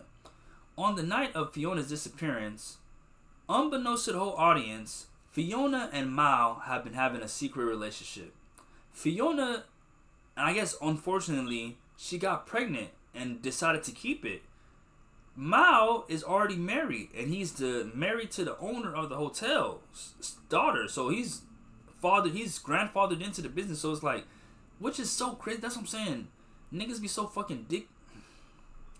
Niggas be so fucking, I was gonna say dick crazy, but no, I was gonna say they be so horny that you already got a good job. You might damn near be able to own this motherfucker one day. But you so fucking horny, you can't keep your fucking dick in your pants. You have to fuck your coworker. You have to fuck your employee so bad. And then you fucking her raw. You fucking her raw, my nigga. And then you nutting her, bro. you finishing her, you climaxing her, you impregnate her, and instead of doing the responsible thing of handling like a man and just saying, you know what, I fucked up, this nigga takes it 10 times further. And instead, what does he do? He makes her pass out, and guess what, y'all? He takes her to the honeymoon suite. So, and it wasn't even like, man, bro, takes us to the honeymoon suite on Halloween. Takes us to the honeymoon suite, and I guess puts her inside the little dumbwaiter and just sends her down and was just like, okay, as long as I lock this motherfucker, and I'm gonna just blame it on the mushroom nigga, nobody's ever gonna follow up. Which I thought was so crazy. Like, you're a pretty confident nigga. You're a pretty confident nigga. You were just so convinced that, like, yeah, I can get away with this. Like, you had to have...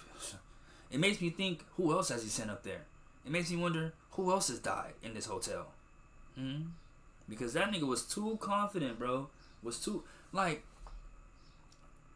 think of it like this. He was like, I'd rather go to jail for killing this girl than to just have my life be fucked up by having a baby out of, you know what I'm saying, another relationship. Just really thinking, like, those were his two options. And those weren't his two options. Like, he made that a second option. That wasn't on the table at first. You know what I mean? Like, but essentially, Mao is like, okay, well, now that you about to bring her up, I'm out of here. So Mao realizes that he's about to get caught up and makes his leave, locking Ohm in there. Ohm sees the elevator come up, and guess what? It's Fiona's dead body. At this point, they do some extra movie shit where they pretty much have... I think this is when the shrooms started hitting Ohm, because at one point, she's in the elevator. The next point, she's not in the elevator. Then she comes back to the elevator. Then there's another point where Ohm, I guess he passes out, and we have like a vision where he's a little kid, he's playing with a gun, and he shoots the gun. And this is us, and this is when they basically let us know Ohm is the one that killed his mom. I don't know how we're supposed to be able to tell. I'm thinking it's just a weird ass... This whole time, when I seen that scene, my initial reaction was that Ohm has been filled with so much guilt over the fact that he's lost his mother from gun violence that he's convinced himself that he killed her. Not realizing that, no, he was the one that killed her, and he's been telling us that he killed her the whole movie. And I'm like, oh, okay, well, shit, okay. So it was an exaggerated moment where he kind of like lets the gun off, and then she comes in, she's bloodied, and she's like, oh my gosh. She doesn't say anything, she just holds him. And then watching the character with the little donkey face, it don't look like a donkey, it looked like a deer, for real, and it looked like a scary ass deer. But essentially, we now get this scene where we're explained to us what happened. So Ohm, I guess, sent a letter to the TV show, and the letter is like, oh, my name is Ohm, and after he killed my mom, and then the character on the TV show was like, oh, well, you fucked up, nigga. That was some stupid shit. Like, what's wrong with you? And then, yeah, so, like I said, the movie just kind of starts losing its plot for me. It kind of starts getting confusing. Essentially, man, it's just pretty much Ohm goes downstairs, and then the recorder's playing, and we're hearing the Fiona talk about the situation, and it's just a whole lot going on. Essentially, I left there kind of a little confused, and this is the part where I had to go poop. I ain't gonna lie, I had to go do number 2, so I had to leave in the middle of the movie. I went to go handle that. So by the time I came back, the movie was kind of already resolving and resolution, and pretty much the mushroom man ended up dying. Ends up, it just pretty much the hotel gets set on fire because the nigga was like, hey, if I'm finna go out, I'm finna go out like this, and he tries to destroy all the evidence, and one thing leads to another, and Ohm ends up making it out of there, and the guy who did all this stuff to the lady, to the girl, he ends up going to the witch's area, essentially going to hell and shit. So yeah, but like I said, pretty underwhelming in my opinion ending, because I feel like for everything that they built it up to be, and that it was like doing it, the execution just could have been a little better. So I give Holcomb a 2 out of 5. I wanted so bad to enjoy it. It was very scary. It's just the story just didn't come together enough for me. But now that we're done with Holcomb, we can talk about Euphoria and how I've been telling you guys how it's been taking a long time for me to finish this show and to finish this first episode. And when I say it didn't get any better yesterday, because yesterday after I got my carne asada fries, I was like, you know what, fuck it. I'm going to finish and watch this fucking Euphoria episode. Like, the secondhand embarrassment, the cringe, and the decision making just makes it so hard for me to watch certain shows that I literally had to tell myself, Caduce, it's a TV show. It's a TV show. It's not real. It's not real. So once I told myself that, I stopped caring so much about what was going on screen. But it didn't make watching it any less difficult because essentially, the last part that I remember telling you guys about, I pretty much, let's just put it like this. We essentially see that Rue, or let's just put it like this. So Rue thought she got away with everything, right? And let me not say she thought she got away with it. She wasn't really thinking about it, right? There's this character named Lori who was a drug dealer who fronted Rue some drugs, and Rue did the dumb decision of hiding the drugs at her house. And when she hid the drugs at her house, her mother found them and dumped the drugs and flushed them. Due to the amount of drugs that it was, and I guess just, taxes and, interest rates, Lori basically finessed Rue into telling her that, like, you owe me $100K, and pretty much you're going to have to work that money off. So she pretty much became a drug mule. So the whole episode we're seeing, I guess, the lifestyle of Rue now, of what she's having to go through working under Lori. And essentially Rue is having to swallow condom bags full of drugs and, like, basically keep them in her stomach, drive past the border, and then when she gets past the border, shit them out. Yeah, and I'm so glad they don't do too much with this scene because I guess they was just trying to show us, like, in a very exaggerated, very visually shocking scene to just show us, like, this is it. This is how they get drugs into the U.S. And I was like, shitty ass scene. So after that, we see that Rue, even though she's a drug mule, she still tries to have a normal life. So on the side, she does Uber and she stays at her homegirl's house. Cool, that's Rue's lifestyle. Her other high school friends have all kind of like grew up, did their own things. The girl that she's hanging out with, she basically works at Universal Studios. She's like an assistant of one of the directors there. She kind of likes it, but you can kind of tell she's not where she wants to be, but she's okay. The other homegirl, Rue's fine ass homegirl, who pretty much had to fight with Cassie and everything. She pretty much, being so fine and being such an influencer, continues being an influencer, and she pretty much manages talent around LA. Her job and her lifestyle, her whole role in the show, it kind of seems, let me not say, because it's only the first episode, but it's not really that important in the sense of, like, being the driving force for Cassie, in the sense of, like, Cassie clearly idolizes her or is jealous in comparison. When they say comparison is a thief of joy, that's pretty much what Cassie is going through, because essentially, like I said, her fine ass, not Cassie, but the other girl who Cassie used to be best friends with, she's an influencer manager now, so she's just doing her thing. Life is good. There's no really issue with her lifestyle besides the fact that maybe she's not that happy doing that job, and maybe she doesn't get enough money, because technically speaking, that's what they said. The manager gets 10%, but I guess her manager gets 10%. She gets whatever she gets of that. So I guess that's the goal. Her plight is that she wants to be able to get a bigger cut of the people that she brings in and manages. Cool, which I guess is nice. But also, like I said, that's a driving force for Cassie, because it seems that Cassie and that one nigga that, like I said, whose dad basically was messing with the transgender girl in the last season, him and that basically got fucked up by my nigga Angus, rest in peace Angus. And then that too.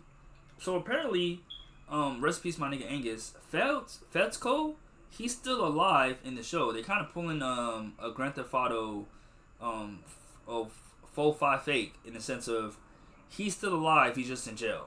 So we're gonna do to Trevor what Michael. So we're gonna do to the audience what Michael did to Trevor in GTA 5, and just tell him, yeah, he's just off screen. He's still alive though, but he's just in jail. You guys could say that Fesco passed away in real life and, like, allow his character to be laid to rest. I don't know. I guess I would have just preferred that in a more dedicated, acknowledgement of his character and his, like, impact in the show. But I guess it wants to keep him as a character, but essentially he's in jail. So the nigga who he beats up, he's with Cassie now. So him and Cassie, I guess they're about to get married, and he's like a contractor.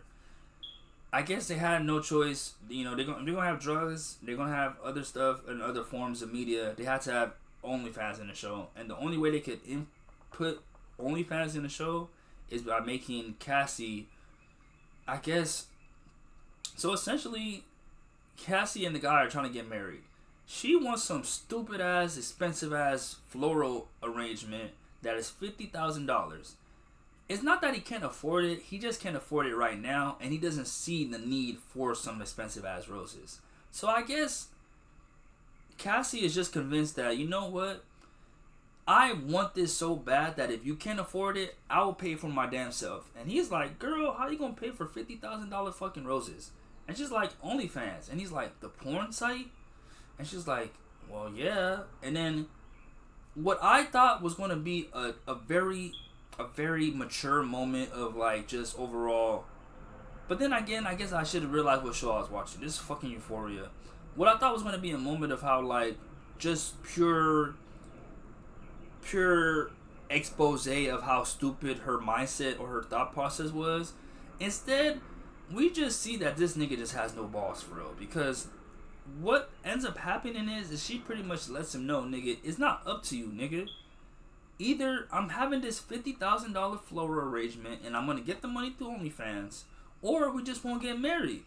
And I'm thinking he's gonna be on some shit like, girl, we not getting married then. No, bro, this nigga's really like, bro, like, we're so close, we're almost there, like, come on, like, please. And she's like, if we're gonna get married, I need my $50,000 freaking floral arrangement. And he's pretty much like, okay, what kind of pictures are you gonna be posting? And then she shows him her titties, and he's like, if you're gonna post, you can't put your titties and your face on any other post at the same time. Which to me is, that's why I'm like, that's all it would take. For me, that's enough of an argument to be like, you shouldn't do OnlyFans. If we're about to get married and you're about to be my wife, but a random nigga on the internet could have a picture of your titties or a picture of your body and have access to it to do whatever he wants to do with it, I'm sorry, you're not the one for me. And that's why I'm like, that I thought would be enough of a reason for her to be like, but then he doesn't really have an argument with her. I ain't gonna lie, like he doesn't really like, he doesn't put up much of a fight against her OnlyFans request. Like he pretty much was like, okay, well shit, like, oh damn, like she's really not gonna get married to me. Oh man, I'm a bitch, and like pretty much was like that. So after that, essentially, you know what I'm saying, that's the end of the episode. But prior to that, Rue was doing another drop off. She does a drop off to this guy named Alamo. Alamo, I guess, is in the pussy business. Essentially, he's a stripper club owner. So she gets there, and that's when I'm like, honestly speaking, I was mad at her earlier. I'm still mad at her. I guess that's why the show, it gets a kudos from me, but it gets a kudos from me just in execution, and that's why I told you guys I'm not gonna tell you real life. Pretty much what happens is Rue talks to the guy that she's been kind of like talking to since season 1 to try to get clean, and he's pretty much just like, look, you gonna have to believe in something higher than yourself. And she's like, what am I believing higher than myself? And he's like, God, obviously, duh. And she's like, how do I do that? Just believe that it's God. And then they have a little back and forth moment where they pretty much just like, oh well, pretty much she does what I feel like most people do when it comes to like scrutinizing religion. Well, in the book it says don't do this, but this is real life. And then he pretty much lets her know like, look, when they make this book, you know, it was a different time. So some of the requirements might be dated.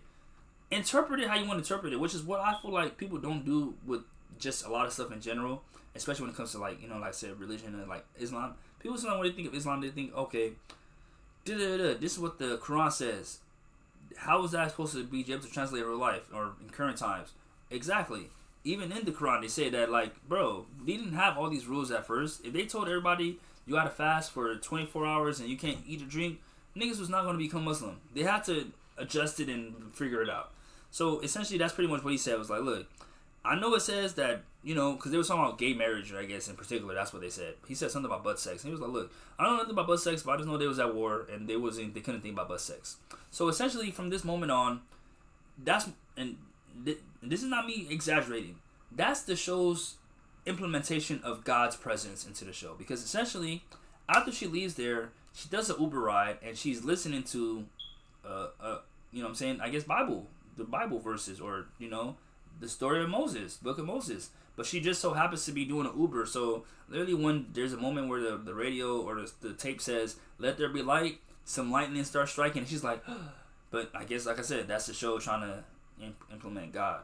But yeah. So during her ride, she gets a call, and she pretty much gets a call from a guy saying, "Hey, you gotta do a drop off." And she's like, "Me?"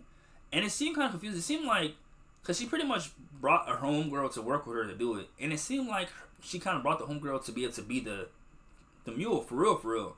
But I think the homegirls, the guys that they work for, took a line to the homegirl, and like, because he likes her, he's naturally don't want to put her at risk. So naturally, whereas it could have been her to do it, the homegirl, he's like, "Nah, Rue, you gonna do it." He's like, "I'm about to cook me and her some food," and she's like, "Okay, whatever." So he gives her some pills, and he's like, "Hey, deliver these pills to Alamo." She delivers the pills to Alamo. There's no issue there. Everything's cool. The person that she delivers to is very serious, very straight up, calculated. But she's like, "Can I go use the restroom?" And he's like, "Okay." Go upstairs, da-da-da. Immediately, like I said, I'm already knowing, I'm hoping, I'm praying. I'm saying, "Please, Rude, just go to this restroom and leave. Just go to this restroom and leave." Of course, she never just goes to the restroom and leave. She starts looking around, starts getting distracted, starts getting interested. She eventually makes her way to the restroom.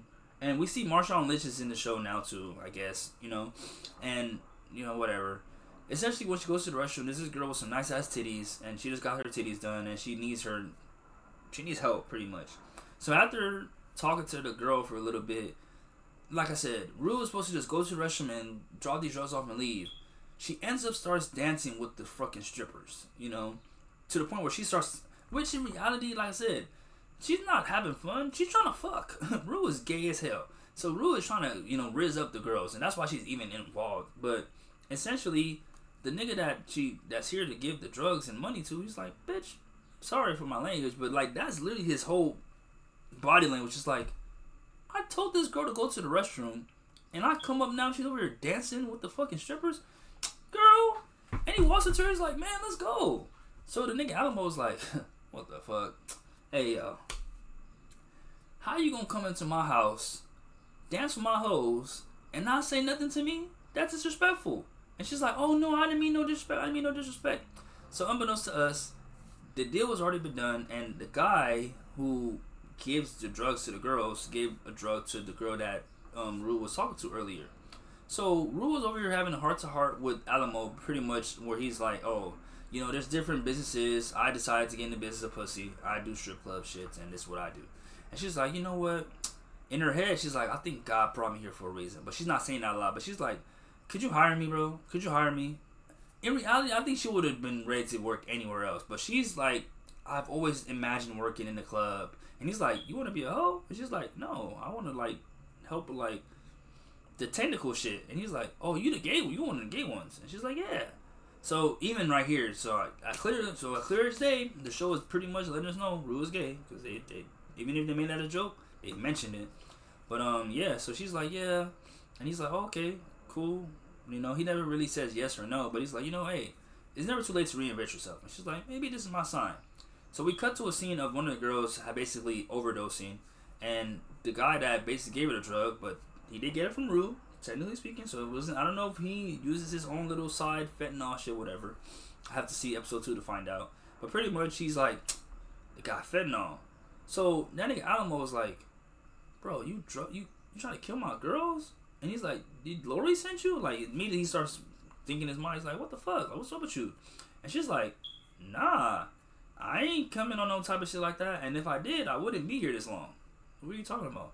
And I'm like, you know what? That is true. That's true. But I'm like, why would they try to drug their users, But essentially, that whole scene was just irritating me, because I'm like, this is exactly why you shouldn't have stayed too long. This is exactly right. If you was to just go to the restroom, leave, even if it was a drug situation, you at least wouldn't be in a situation where she was in, which what end results in is, pretty much she's like, "Hey, I ain't gonna lie, if that nigga was a police officer, you done exposed everything." But she really much gave the whole summary why she's in the situation, and then was like, "Hey, I ain't gonna lie, as corny as it might sound, I thought this was God giving me another opportunity." And he's like, you know what? Let's see how much God really gonna give you opportunity. And pretty much puts an apple on her head and shoots the apple. And in my head, I'm like, what? That was his like test. Was like, okay, if I shoot you and I hit the apple, God is in your life. But if I kill you, then obviously you lying. But I'm like, I didn't like that. The stakes were not really set up enough. But like I say with every time, if a character makes you upset or irritates you, that means the actor is doing a hell of a job. Because essentially, I'm so used to, I'm not even that used to, but I think of Zendaya so highly that her, I guess you could say her transformation into the character of Rue is such a night and day that like I be having to remind myself like this is not really Zendaya, this is Rue the character, because Rue the character really is a tweaker. Even Marshawn Lee was like, yeah, this girl's a tweaker, because literally once she gets shot and the nigga don't kill her, she starts laughing. I'm like, this is not a time to laugh, girl, because I'm like, the stakes were pretty high. Like, regardless of what happened to you, technically speaking, they were sold fentanyl, and someone just almost, you know what I'm saying? So it's like, he's still gonna want a solution to that. So we're gonna see what happens in episode 2. You feel me? But that was basically, you know, the media and the TV shows that I watched this week. But 1, 2, 3, 4, 5, 6, 7, 8, 9, 10. Yeah, we can get into this. So on Instagram, Ebro said the most crazy shit ever. If you guys know anything this week, what? Let's go. There's a new law that just got put in. But essentially, Ebro, this head ass, and I'm calling him a head ass because he just keeps doing head ass stuff in my opinion. But like I said, I think he just, honestly speaking, you know, and I'm not in no position to really speak in the sense of like, I don't have no platform yet. This is my own platform. But I think honestly, he's just someone that knows that I know exactly what's gonna do to make me viral. And I need to be viral every chance I get. So I think he just says shit that's gonna get him viral. I don't think he really meaning these things, because he says, Ebro Jordan says that Michael Jackson's Thriller is the McDonald's of albums. It has no real meaning and claims it has 3 skips in a row. Mind you, anybody that could have, if you needed a reason to know, or you wanted to know the real meaning of Michael Jackson, anything, they just dropped the movie, April 24th. Go watch it, gang. And if you don't want to watch it, watch the recap. You don't want to watch the recap? Listen to somebody explain it. There's no way you could have left that movie and had this take. There's no way. But let's listen to him saying it. I had an argument with somebody yesterday about Thriller. Oh, about the song? No, about the album. And I was like, what does Thriller mean? Like, what does it mean? And they were like, it's Thriller. I was like, okay, what's the album about? It doesn't have an album. They were like, it doesn't have to have a meaning. It's the biggest album of all time. I was like, okay, so it's the McDonald's of albums. All right, cool. Wow, you going McDonald's album? It's just giant, sold, mad. All right, it's great. Nah, beat it. It's the Big Mac. Thriller's the McDLT. And the Paul McCartney joint is just a hot bucket That's of shit. The McRib. That's the McRib. Nobody wants it. But nah, Ebro's wild. Thriller's a great album. It's not off the wall. It's a great album. It ain't off the wall. But it's a great album. No, phenomenal album. It's got 3 ones you don't really like, but the and they're together too, so it's an easy skip. Easy skip. But when you get to Wanna Be Starting Something, Human Nature, Baby Me Mine, it's got, I mean, Pretty Young Thing. What? Well, that title's a little.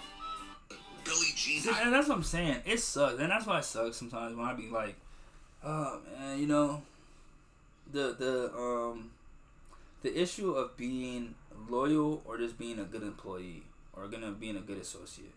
Because I just feel like Rosenberg was like, I don't know Rosenberg. I don't know none of these niggas personally, but I just hope Rosenberg was just on some shit like, you know what?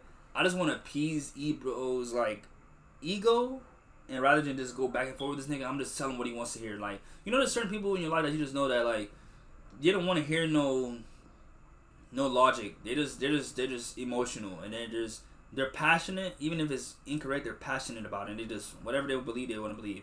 I think Ebro's one of those guys that's just stuck in his ways and stuck in his mindsets that like whatever, and that's what I'm like I said, I used to be one of those guys like Rosenberg that would kind of like want to appease the person, like, you know, keep them happy, you know, just tell them what. Now I'm just shut up. Now I'm just not even on some shit where it's like I necessarily disagree with them or agree with them. I'm just, you got it.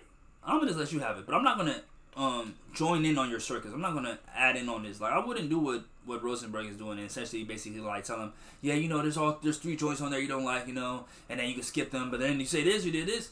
Cause what are you talking about? Thriller, like I said. And that's why, like I said, I really enjoyed the movie Michael, because it gave me the background, the behind the scenes of Michael's thought process. Essentially, Michael was like, I want to be like Chaplin. I want to be an artist. I want to be a musician. I want to be an actor. Thriller was basically a movie, and the soundtrack all in one. It's a story. It's his version of making a scary movie. Like I said, man. So, certain times where you'd be like, okay, you got to really break it down to somebody. Like I did with the music parts. We got to really break it down in layman's term. Tell them exactly what each component means. But with stuff like this, with shit like this, with niggas like my nigga Michael Jackson, where people don't, when you just want to purposely be obtuse, you gotta let a nigga like that be obtuse. You don't explain to a nigga like Ebro why what he's saying is stupid. Just let him think he's saying that.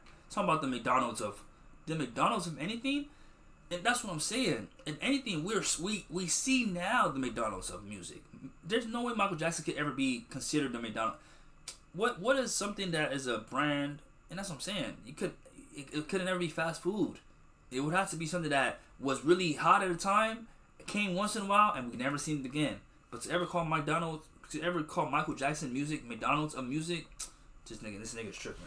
So Ebro, you was already tweaking the other time where you was like, oh, I didn't know this post was going to get this reaction.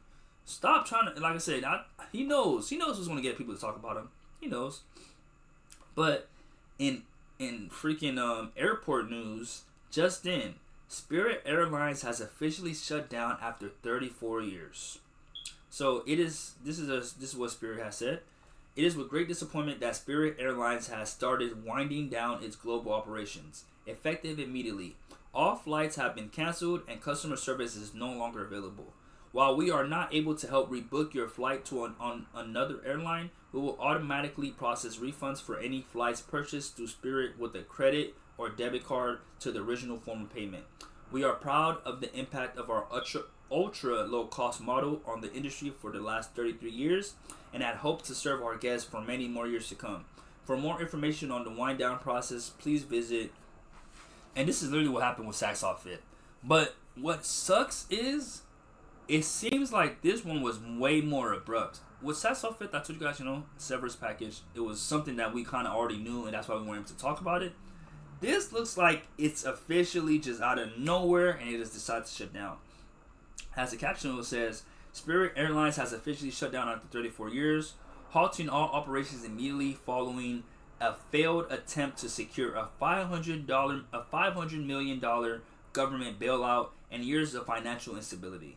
The carrier has canceled all flights, leaving thousands of passengers stranded and requiring them to seek refunds via credit card chargebacks, as the airline cannot provide rebooking or direct reimbursement.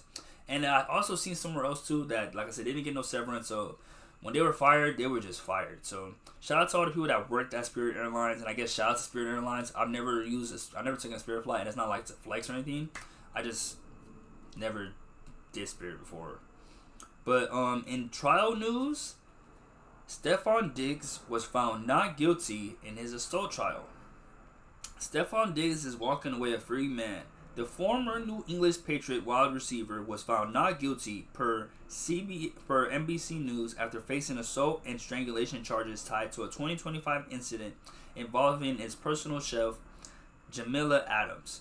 As we previously reported, the chef alleged Diggs smacked her and attempted to choke her during a December altercation, but he denied the claims from the start and pleaded not guilty back in February. After just 90 minutes of deliberation, the jury declared him of all charges. Bro, after 1 hour and 30 minutes of deliberating, that means after 1 hour and 30 minutes of just hearing the case, seeing what was going on, the jury cleared him of all charges. Dead homies, that's crazy. As a feminist, it's a hard day. Like I said, for me, like I said, niggas might call me a head ass or whatever, say I'm a fucking pick me. I'm a feminist, bro. This shit go back to high school, and this is not. I wasn't doing it in specific like, oh, I'm trying to get some pussy. I was just doing it because I was like, you know what? Maybe some of the way niggas we do shit could be a little bit more. We could be more thought out and start making. Because like I said, rape culture was so prevalent at the time that it just made sense. So I carry those values with me to today, and I say that to say that, like I said, anytime someone accuses somebody, I believe them until I'm presented evidence that says okay otherwise. I can't just be a nigga all the time because, like I said, I feel like it's going to make it harder for people to ever eventually open up if they are telling the truth wholeheartedly. If we always deny, if we keep saying, "Oh man, there's a chance he's not right," just because sometimes, like I said, the stories aren't going to sound the best. The stories aren't going to sound. They aren't always going to make sense because sometimes a lot of these situations be very embarrassing. A lot of situations be very cringy. From what it sounds like to me, from what it seems like, I'm going off of what I heard her say. It seems like this lady and Stephon Diggs was messing around with each other, and Stephon Diggs and her was like, you know what? And let me not say it just because I want to put on either person, but it seemed like they figured out a way that, like, look, I want to keep fucking on you. Just call a spade, because it looked like he was with Cardi B at the time, but it seemed like he's like, look, I want to keep fucking on you.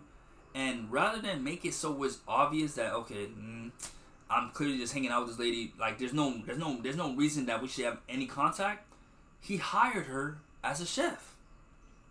Now you would think this woman, I guess, and this is my nigga brain, you would think that this person would realize that I'm in the best position ever. I'm getting to fuck on this nigga, and I don't have to pay no rent, and I get paid to cook. You would think that would be enough for a woman. Of course not. I gotta be the main. But that's why it's so funny to me, because like I said, that's why for me, I'm just like, after hearing everything, now that everything is all said and done, we can say what it is. If you knew your story wasn't that it, you probably should have just dropped it. Because on the dead homies, if you know the whole reason that you're really mad is because, man, me and this nigga had an agreement. It wasn't working out because I started getting a little jealous and he tried to cut me out, and I'm like, you know what, fuck it, I'm about to expose everything. And like I said, I don't know if they got physical though. That's the only thing that's confusing, because it's like, if the nigga did put his hands on you, definitely, he should get justice. But if he didn't put his hands on you and you just mad and you just in your feelings, that's crazy, lady. That's crazy, because literally it's seeming like he was like, look, I'm fucking on you. She started getting jealous, started doing too much. He's like, look, I'm cutting it off. And now and then her issue was that I need my money. But he's like, nigga, I already paid you off. And before she said, he slapped her, and then, but I guess, and that's why, like I said, I feel like I think it's an issue of, just everything coming together. Because even when I seen her on trial, like I said, as a psych major, I'm like, yeah, this lady looks uncomfortable. Like, she doesn't, like, even when she was talking about how her and Stephon Diggs started to, get closer, she looked like she was reminiscent. So it was like, sis, they're gonna kill you for that. They're gonna grill you for that. Like, body language is such an important thing on stand that you would think that she would have thought this out a little more. But I think it was like, like a deer in headlights. You seen the lights and you got nervous and you froze up. And what you was prepared for at first, you wasn't really prepared for, because when they put you on the trial and it came time for you to really put this nigga in the coffin, really, really set your case straight. And because, like I said, I feel like how she had her story more concise and like was able to eloquate herself better, she probably could have fared better.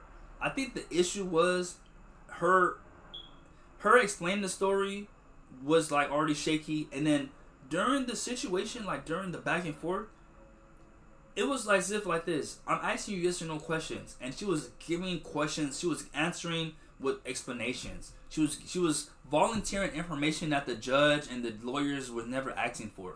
And when you do stuff like that in a situation like this, it looks, instead of from you being in a victim perspective, but from a vindictive perspective, it looks like you're just trying to be petty. It looks like you're just trying to get back, like how my professor was looking. It looks like you're just trying to make yourself sound so smart, but you don't really have nothing much to really say. Cool, whatever. So what ends up happening, like with most things, and like a good lawyer would say, she shouldn't have took it to trial, or she shouldn't have took it to stand, because this is how she was standing on the stand. This is how she was sounding on the stand. He's in a very public relationship with Cardi B. So I did not put a lot of things in the police report. We did discuss money, baby. Ms. Adams, you just testified under oath about what happened on December 2nd. Okay, I also didn't put in the police report our sexual relationship because I was ashamed. The police report got leaked. I didn't put a lot of things. The most important thing was the attack in the police report. Me reporting anything outside of why he got upset, I didn't feel the need to put it. I was scared of how it was received by the public. He's in a very public relationship with Cardi B. So I did not put a lot of things in the police report. My most important thing was him assaulting me and choking me and stuff. He's in a very public... Because what ends up happening is, after she says that, she does a police report, right? And I guess the next day, she hangs out with her homegirl and she could be seen on camera dancing and having a good time. And that was like, they're basically saying that, like, if you went through such a traumatic experience, there's no way you should be dancing and doing all that. Which is like, fuck. It's crazy, right? Because it's like, damn, they got a point. You know, if you did just get slapped, if you just choked up, you probably wouldn't be the most happiest mood the next day. But then it goes to say, it's like, well, what if, you know what I'm saying, certain people are just different? What if they're able to bounce back from situations like that quickly? Because like I said, in reality, that's what I'm saying. That's the issue with toxic relationships. It's toxic, so it's like, it shouldn't be happening. But if we're being real, there are people and there are couples that go through shit like that and then get back to normal and get back to their day-to-day like nothing ever happened. So it is possible that he did choke her and that she was still dancing the next day. But it is possible that he didn't choke her. That's why she was able to do that too. So, you know, like I said, it's not up to me. It's up to the jury. And the jury found him not guilty. But this is what she was sounding like on the trial. Say this. What if anything happened near the end of November? Yes.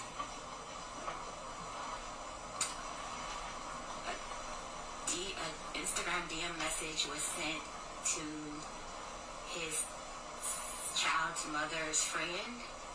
And this message was stating that I was telling his personal business of women that he was sleeping with that worked with us, that worked with me, and yeah. And so, as far as I can remember what that message said. And so, how did this create friction within the people working for Mr. Diggs? I was confronted by Mr. Diggs if I said these things. But it had already been Mr. Diggs had a online sexual relationship with Lindsay Bolin, and this person, she didn't like me, that fact that I was in the house. So you mentioned Lindsay Bolin. Who's that person? Lindsay Bolin, it works for Mr. Diggs. How? What did she do? I can't quite answer it. I just know he provides housing. I don't know. Yeah, she worked for him. And so, you and did Lindsay get into any sort of argument or anything? And that's what I'm saying. Like when she's saying stuff like that, it just comes off petty. Cause it's like, sis, they're in the same boat. She said, I don't know what she does. Sis, you're supposed to be the chef, but you fucking a nigga. So what do you really do? Like. Do you fuck him or are you the chef? You know what I mean? Because it's like, you know, it is what it is. But, yeah. And then I also had this clip of Zach Galifianakis calling out comedians who have President Trump or other candidates or politicians on their podcast but don't challenge them and just fake laugh. I just thought it was a nice little clip between him and they were just talking about how, like, whenever they have people on their stuff, the goal of a comedian should be to challenge the president or challenge the person. Like, they shouldn't be on there and basically kissing their ass. And I thought that was really interesting. I was like, you know what? That's true. But it's like what the guy said. He said, yeah, with someone like Trump, it's not going to be possible for you to have him on your podcast and not kiss his ass. But then Kid Cudi had to remove MIA from his tour after she opened up for him in Dallas and went on a rant about illegals and being canceled for being a Republican and how she was performing to a bunch of illegals. I don't know what that whole situation was, but MIA was definitely on one, and she was like tripping. Like she was really on that stage, like calling everybody illegal. So let's listen.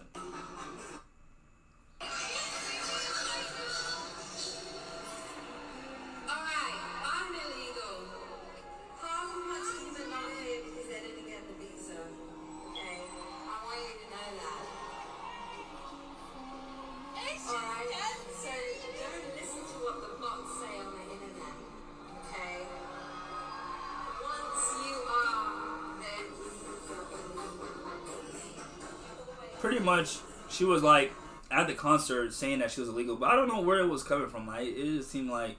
But Kid Cudi responded and said, "Tour update. MIA is no longer on this tour. I told my management to send a notice to her team before we started the tour that I didn't want anything offensive at my shows because I already knew what time it was, and I was assured that these were understood. After the last couple shows, I've been flooded with messages from fans that were upset by her rants. This to me is very disappointing, and I won't have someone on my tour making offensive remarks that upset my fan base. Thank you for understanding, Roger." Rager. Hey, Mr. Rager. I'm just, like I said, I don't know where this is coming from, but it seemed like she's talking about some illegals and stuff and like being canceled and stuff. So shout out to MIA, shout out to Kid Cudi, shout out to Zach Galifianakis, you know what I'm saying? Because I feel like that's true. We are going to have, politicians on our platforms. We should be doing that, you know? And then this clip is making rounds to me because Troye Sivan was asked a question while Gabrielle Union was being asked a question. Mind you, Gabrielle Union is being stopped and the camera is on her. This Troye Sivan guy is walking in the background and they decide to yell across to him, "Do you have any music dropping?" And even he looks confused, like, "Why are you talking to me right now?" And he's like, "Yeah, I guess so." And he just keeps walking, like, you know. But I just thought that was so disrespectful because literally in the middle of Gabrielle's recording or her questioning, you decide to flip the camera to somebody else. Like, what would be up with us, bro?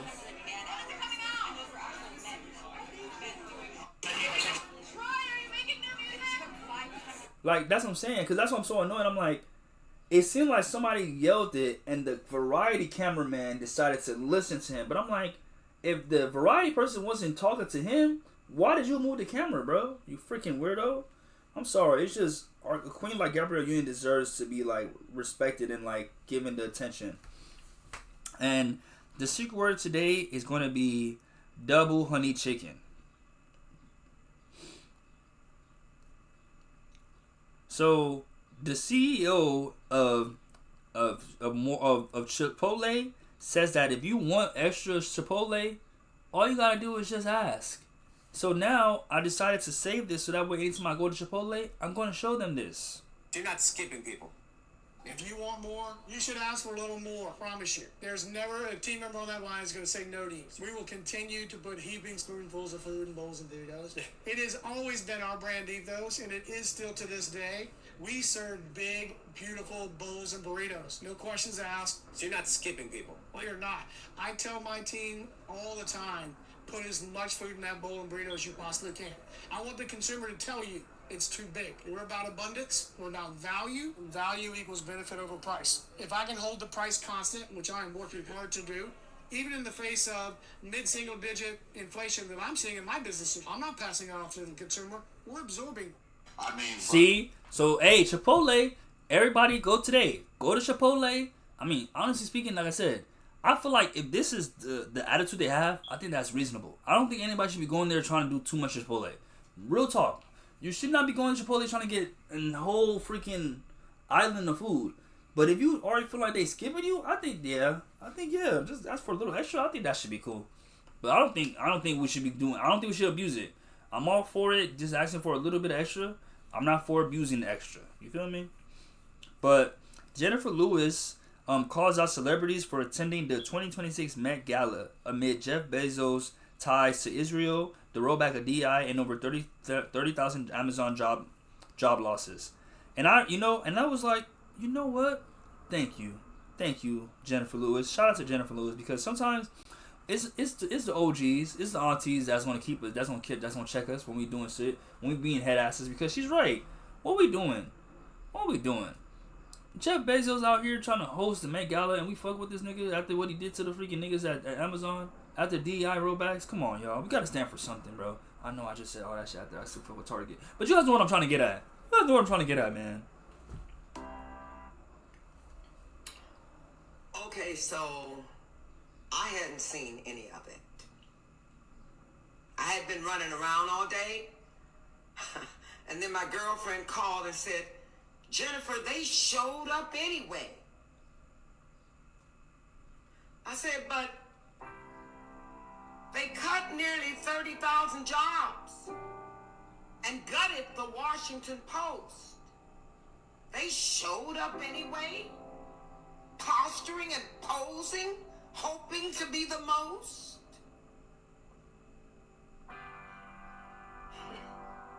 They cut $1 billion in funding for children's nutrition. And there they all were, vying for the next position.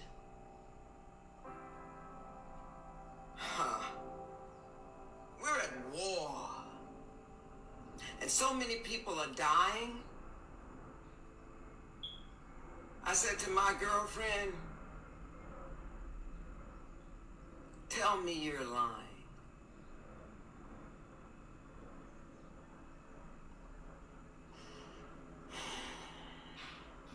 How much fame do we need, y'all? How much more fame?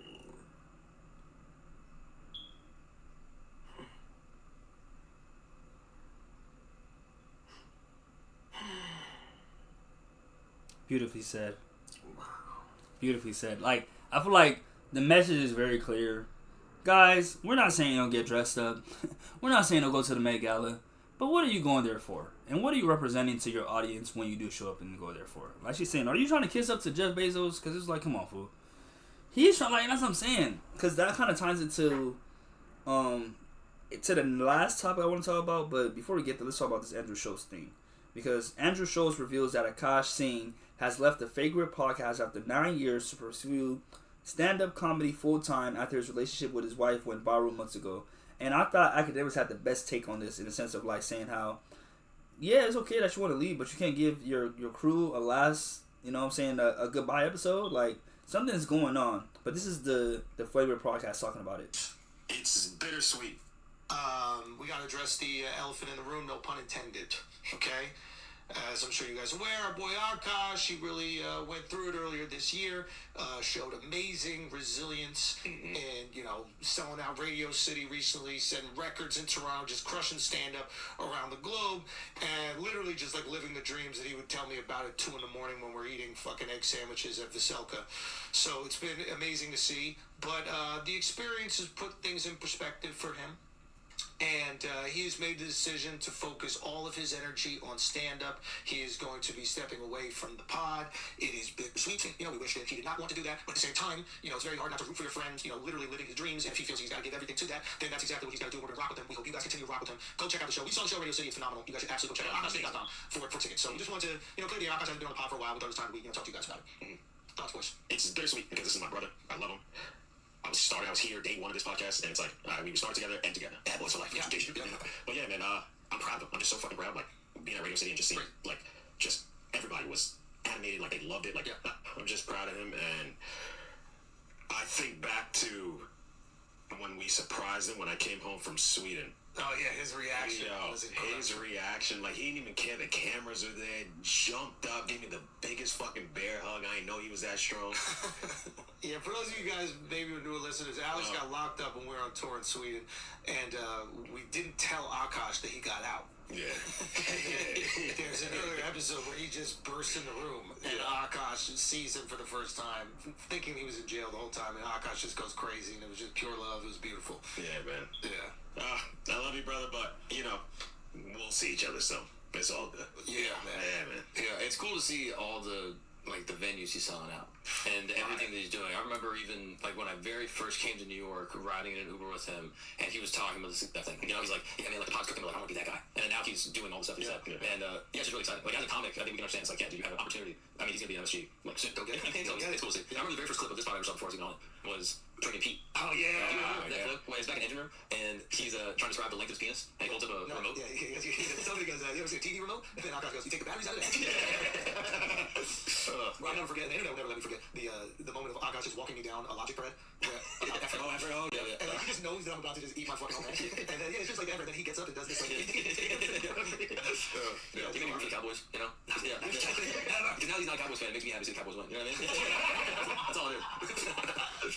Yeah, man. Just I don't know. It's like they're talking about, because I'm like, when Academics was saying, he was like, man, they talking about like he dead. I was like, what do you mean? He's not lying. Like, they talk about the nigga like he's not alive around. You're right. I don't know why they didn't just have the guy just come on there and just explain himself and just say something about it. But I'm gonna see if I can get the clip of Academics talking about it. No, this is just odd. Because Academics keep it real. Odd. I'm gonna be honest with you. I think Flagrant's not telling us exactly what went on. You know, they did a good job of saying, hey, pretty much he's not gonna be on a podcast anymore. But the guy's not dead, right? Like, if they're acting like he died, like, he didn't die. He spent like years on a podcast, and he can't come on the podcast to give a goodbye episode? Like, come on. Something's up. Something stinks. I don't know what it is.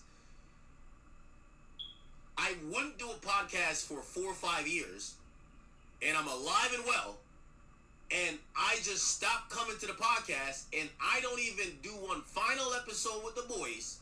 If you have no problem with the boys, do one final episode. And you explain yourself, audience, you know? I ain't gonna lie to you, Akash. I remember seeing Akash at Caroline. Akash, thank you for inviting me. And by the way, he always invited me when he did shows in Jersey. He did some shows in New York. And I appreciated him for that. But I watched him grind up from like 300 or 400. Well, not me. I didn't go there to show, but I saw what he was doing. Was it Caroline's or whatever, like a bunch of nights, like in a week. And to watch him do like 7,500 or 8,500, whatever Radio City Hall is, Radio City Music Hall, it's pretty dope. But just also being honest, it's like, no, part of the reason you got to that point is because of the podcast. The podcast has been your promotion engine. The podcast is part of your extended family. I do find it odd that he has disappeared from the podcast, and there isn't a goodbye episode. Why not? That's odd. I'm gonna be honest. Only in radio do people prevent the person from having a goodbye episode. Why? Because if you're getting fired from radio, they don't want you to say something that can get them in trouble with the FCC. Was it FCC? Or FCC? FCC. Or they don't want you to go promote a competitor. But this is a podcast, and I've always thought of Flagrant as, you know, I've been on there many times. I've thought of it as, when I go in there, I want to see my guys. And my guys is Andrew Schultz and Akash Singh with the other 2 guys. I know respect to them. So to see him kind of leave, it's like to see him kind of leave the podcast without a goodbye episode. Just even, yo, listen, you know, right now I got to prioritize family. You know, we went through a lot. I went through a lot. You know, I'm also having some success while I'm doing shows. I want to just focus on it. I'm gonna step back. Like, if I was to ever stop doing podcasts, I would explain. Maybe return. Something like that, but address the audience. Something stinks here.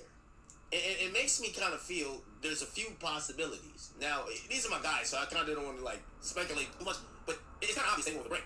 It's either Akash don't get along with these guys no more, and it's a rift behind the scenes and no one's saying it, right? That probably is the most likely scenario because I'm telling you, why not do a goodbye episode?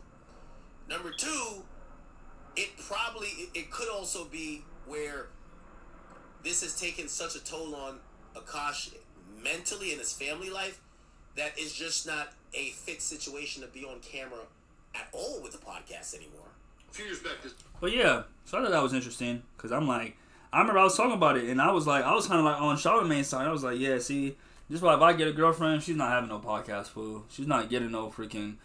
My girl has to have already been making content before me meeting her. She can't get to me and then see, oh, Caduce is having emotion with this content shit and then say I want to get, because women are very territorial. They're jealous. They want to, even in the freaking Stephon Diggs case, she wanted to try to make her position seem more viable than the other position. I don't know what the girl does. Girl, you're in the same position as her. He gave you a fake title. You're the chef. Girl, you just ass. You just call it spade a spade. But that's why for me, I guess I gotta get real quick with you. You know what? Honestly, I was thinking about the other day. Why get real with the girls that already know what's going on?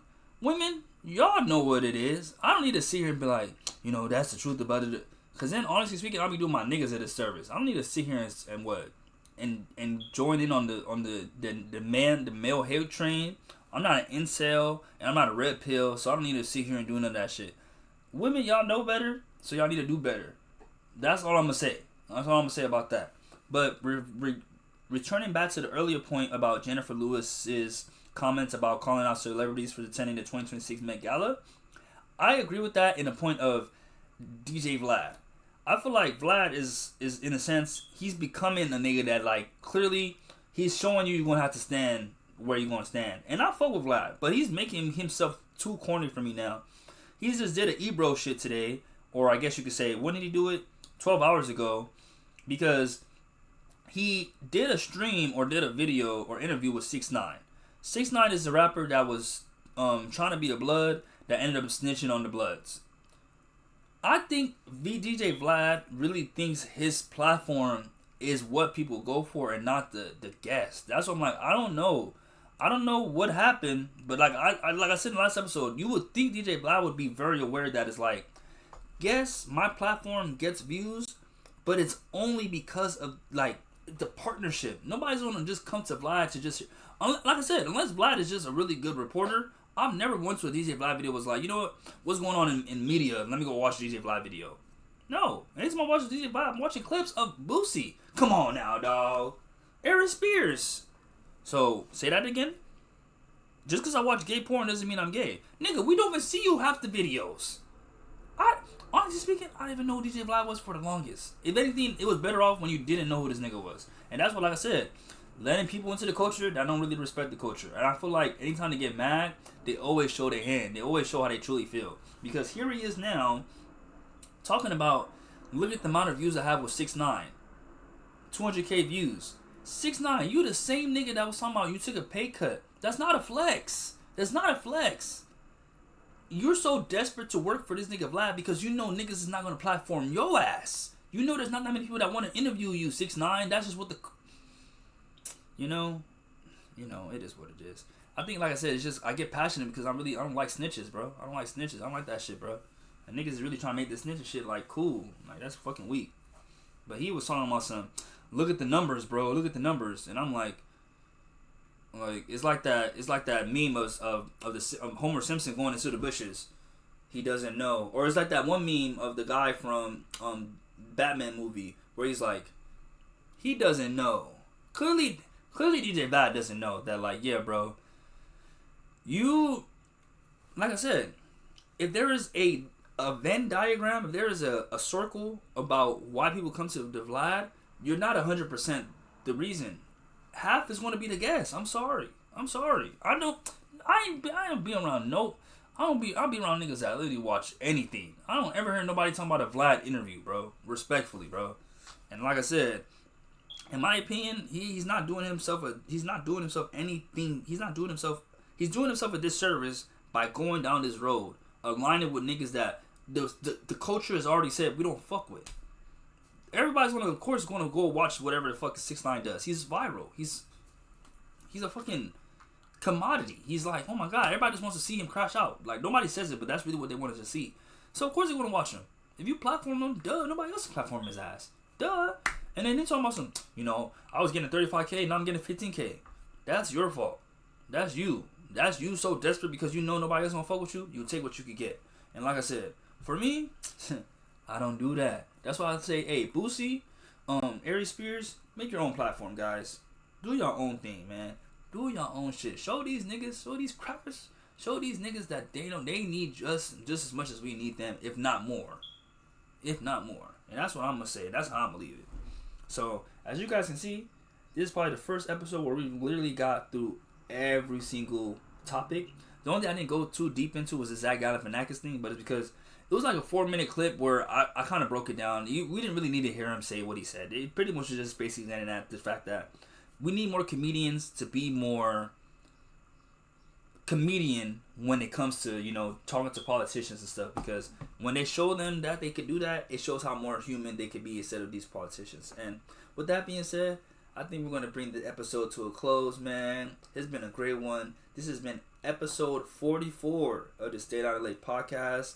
Thank you guys to everyone out there, to all the listeners, all the viewers, and especially you guys at home, that make this possible. Of course, a very big thank you, very big shout out to Allah up above. Very big thank you, very big shout out to all my angels and my relatives that are beyond, that are looking out and that are guiding me and covering me. I just ask that you guys can continue to cover me, continue to protect me, continue to guide me, and continue to just, do whatever it is that overall, like I said, I never pray to not go through anything. I just ask that you guys give me the mental and the emotional stability and emotional capacity to be able to deal with everything. So, a good morning, good afternoon, good evening, and good night. And it's your boy, Case Has to Be.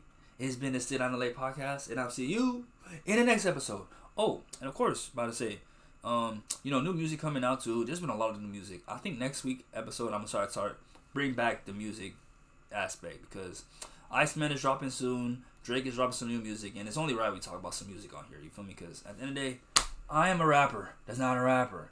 It's your boy K-Saxy, and I'm out. Peace. Thank you guys for listening. Thank you for enjoying, and I'm out. I don't know how many times I'm going to say